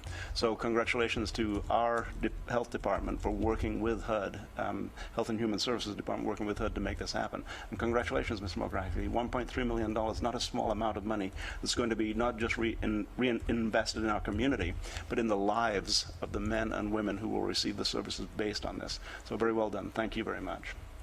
The other thing I'd like to mention is that last week we had our first meeting of the regular Performance Audit Committee, or the Permanent Performance Audit Committee. It went very well. It was more or less a foundational meeting, and I look forward to very good things coming out of that committee and out of the Performance Auditor's Office. Thank you very much. Other announcements? Commissioner Lycan? Thank you, Mr. Chair. Just wanted to announce, or just to remind us all that starting this weekend will be the 2016 Olympic Trials. It's hard to believe they're here, but the track and field trials are back. And I think the tribute this year, in 2012, the tribute was made to the last the decathletes. So we had many decathletes from the past that were here, including family members of Jim Thorpe, actually were here in 2012. And I remember having a great conversation with Rayford Johnson, who at the time was 76 and looked like he was able to compete even then. It was unbelievable. The guy's in incredible shape. This year, they're going to be paying tribute to a lot of the iconic Olympic trials champions and Olympic champions from the past. People's names such as Bob Seagren, the great pole vaulter, Dave Waddle, the 800-meter runner. I mean, there are so many of the great Olympians from the past. They're paying tribute to them in this trial. So that's starting this weekend, and I've had the opportunity to serve on the Olympic Trials and World Games Advisory Committee for the last few years, and it's been a pretty amazing process. So if, believe it or not, you can still get tickets, sort of.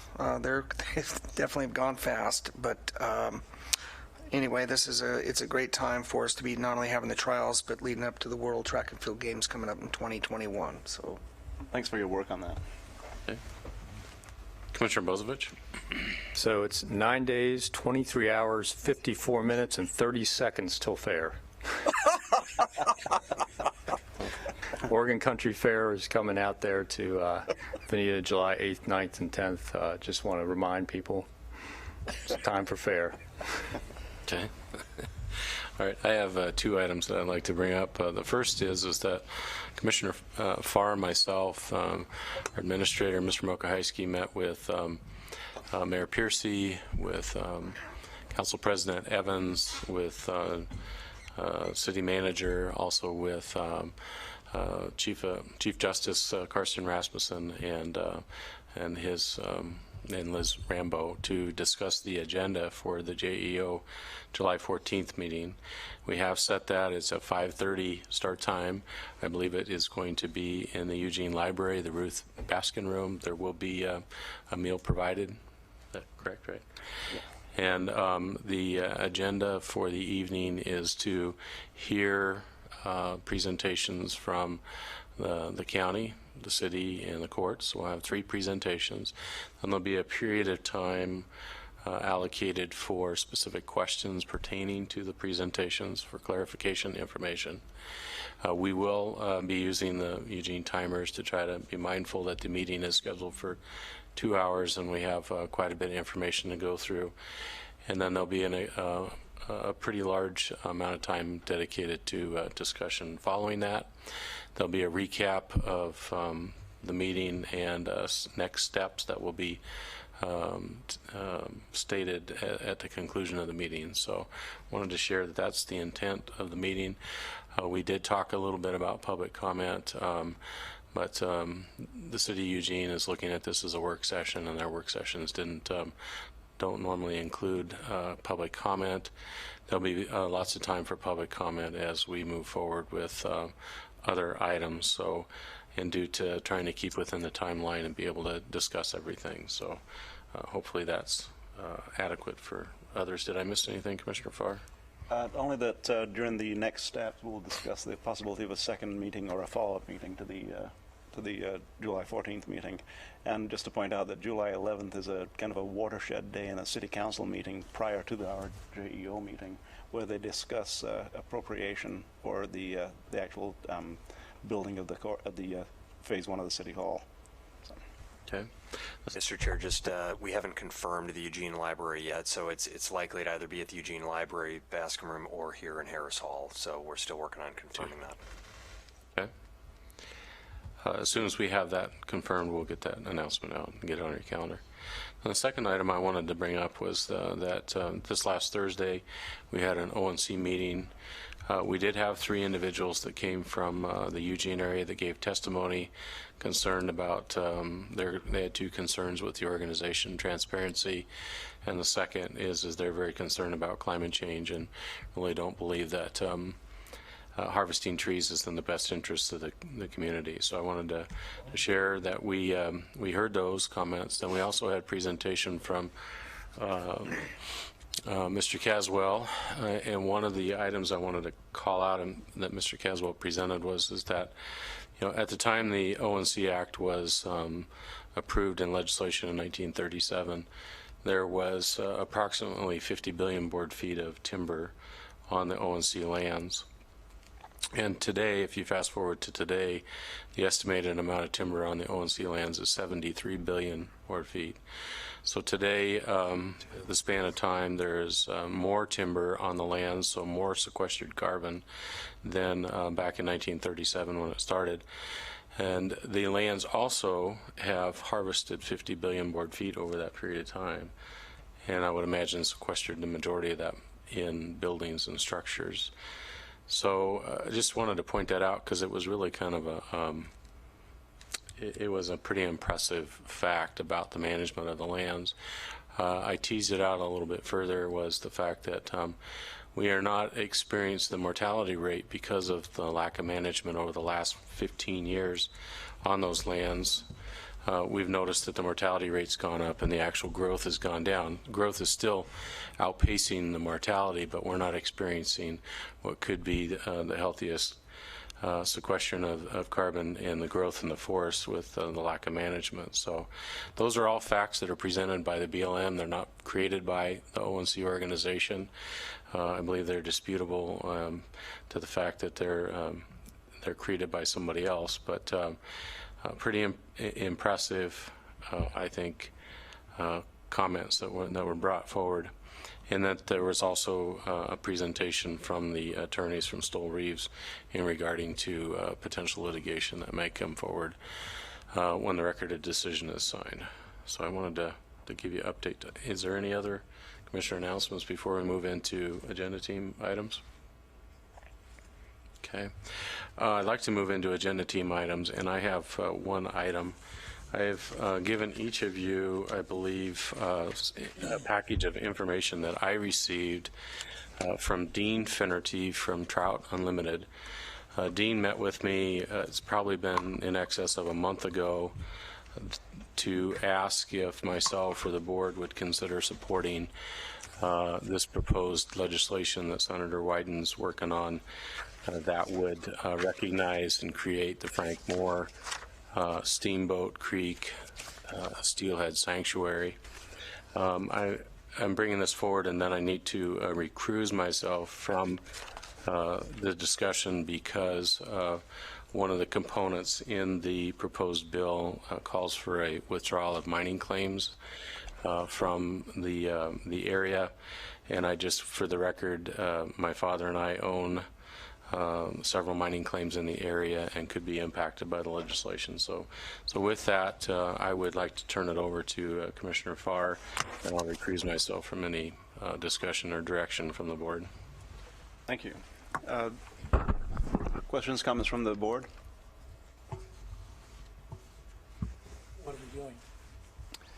We are considering support for a wildlife refuge. As per information that Commissioner Stewart provided to us, which is in the Umpqua River area, which is a bill by Senator Wyden that includes a small portion of the existing boundary, includes mining claims, Bohemia mining claims, I believe, from the I think they date back to the 1800s. Is that right? Well, I'm speculating how far back they date.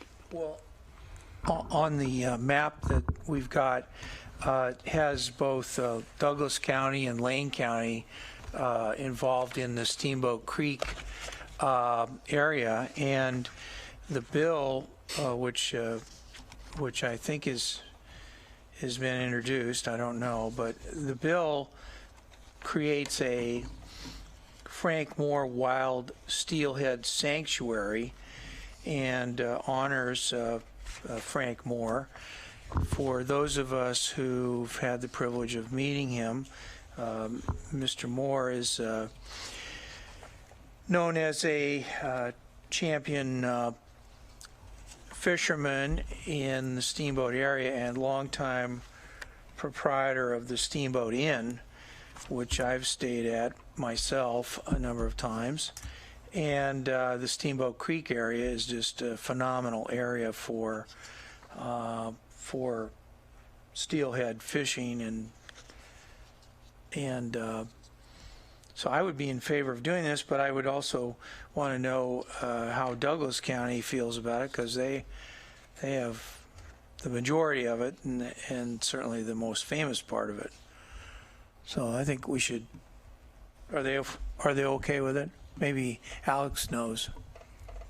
And I don't have any detailed information on how Douglas County feels about that, Mr. Kyler, and then Commissioner Bozovich.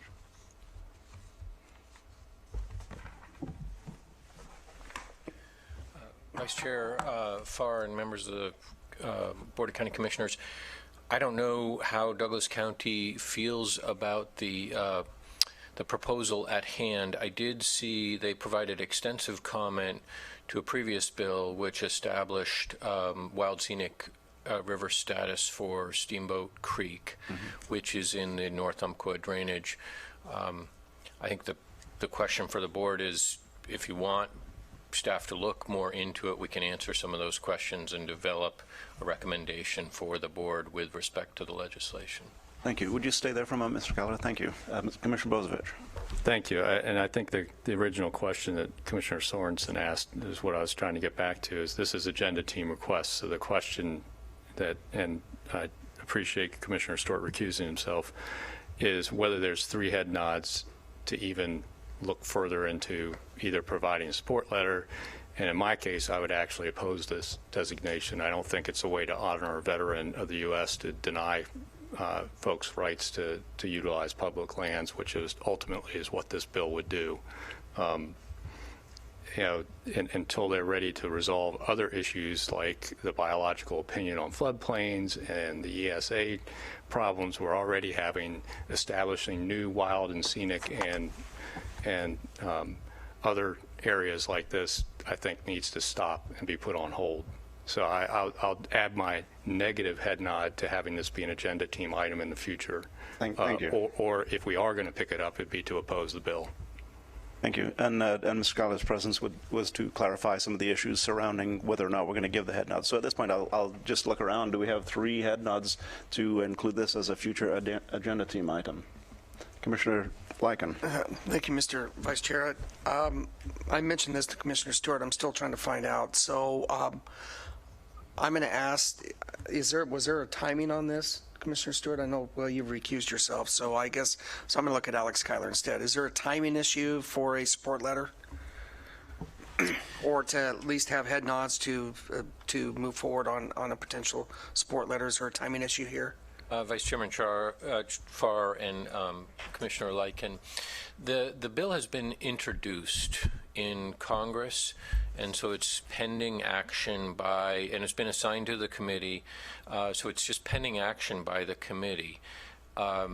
Typically, it's at this point in time that the county would provide input to the committee, asking for a hearing, asking for an amendment, suggesting support or opposition. So there is nothing scheduled that I'm aware of, but it's more than a concept. It actually has been introduced by the Congress.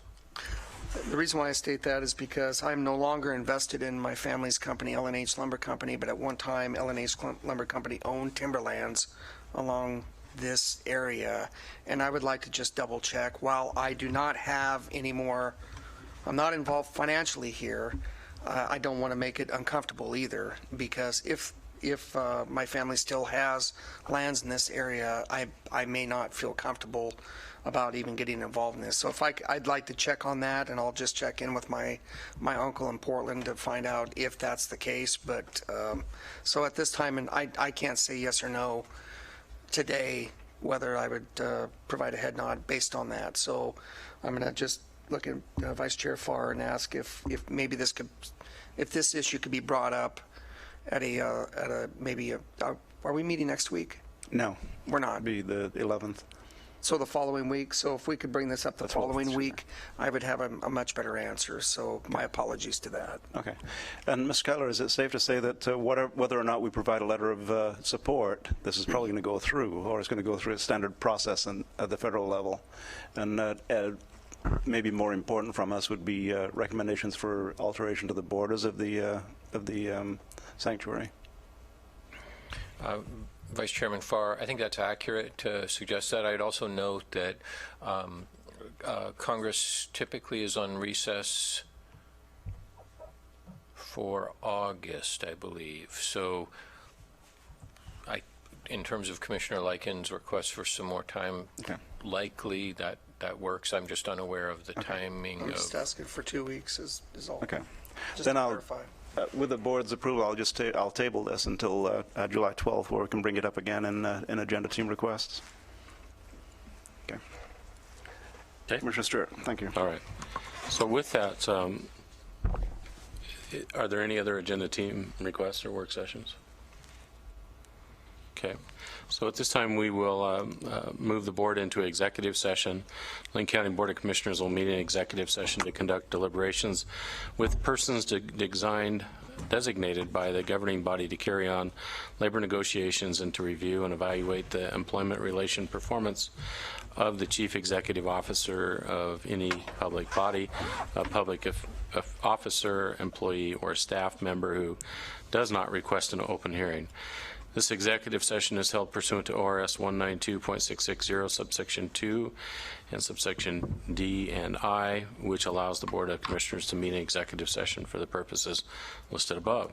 Representatives of the news media and designated staff shall be allowed to attend the executive session. All other members of the audience are asked to leave the room. Representatives of the news media are specifically directed not to report on any of the deliberations during the executive session except to state the general subject of the sessions. As previously announced, no decision will be made in executive session. So with that, the board will meet up at the Board of Commissioners conference room for the executive session. At the conclusion of the executive session, we will recess for lunch, and then we will reconvene the Board of Commissioners at 1:30. So at this time, we're in executive session.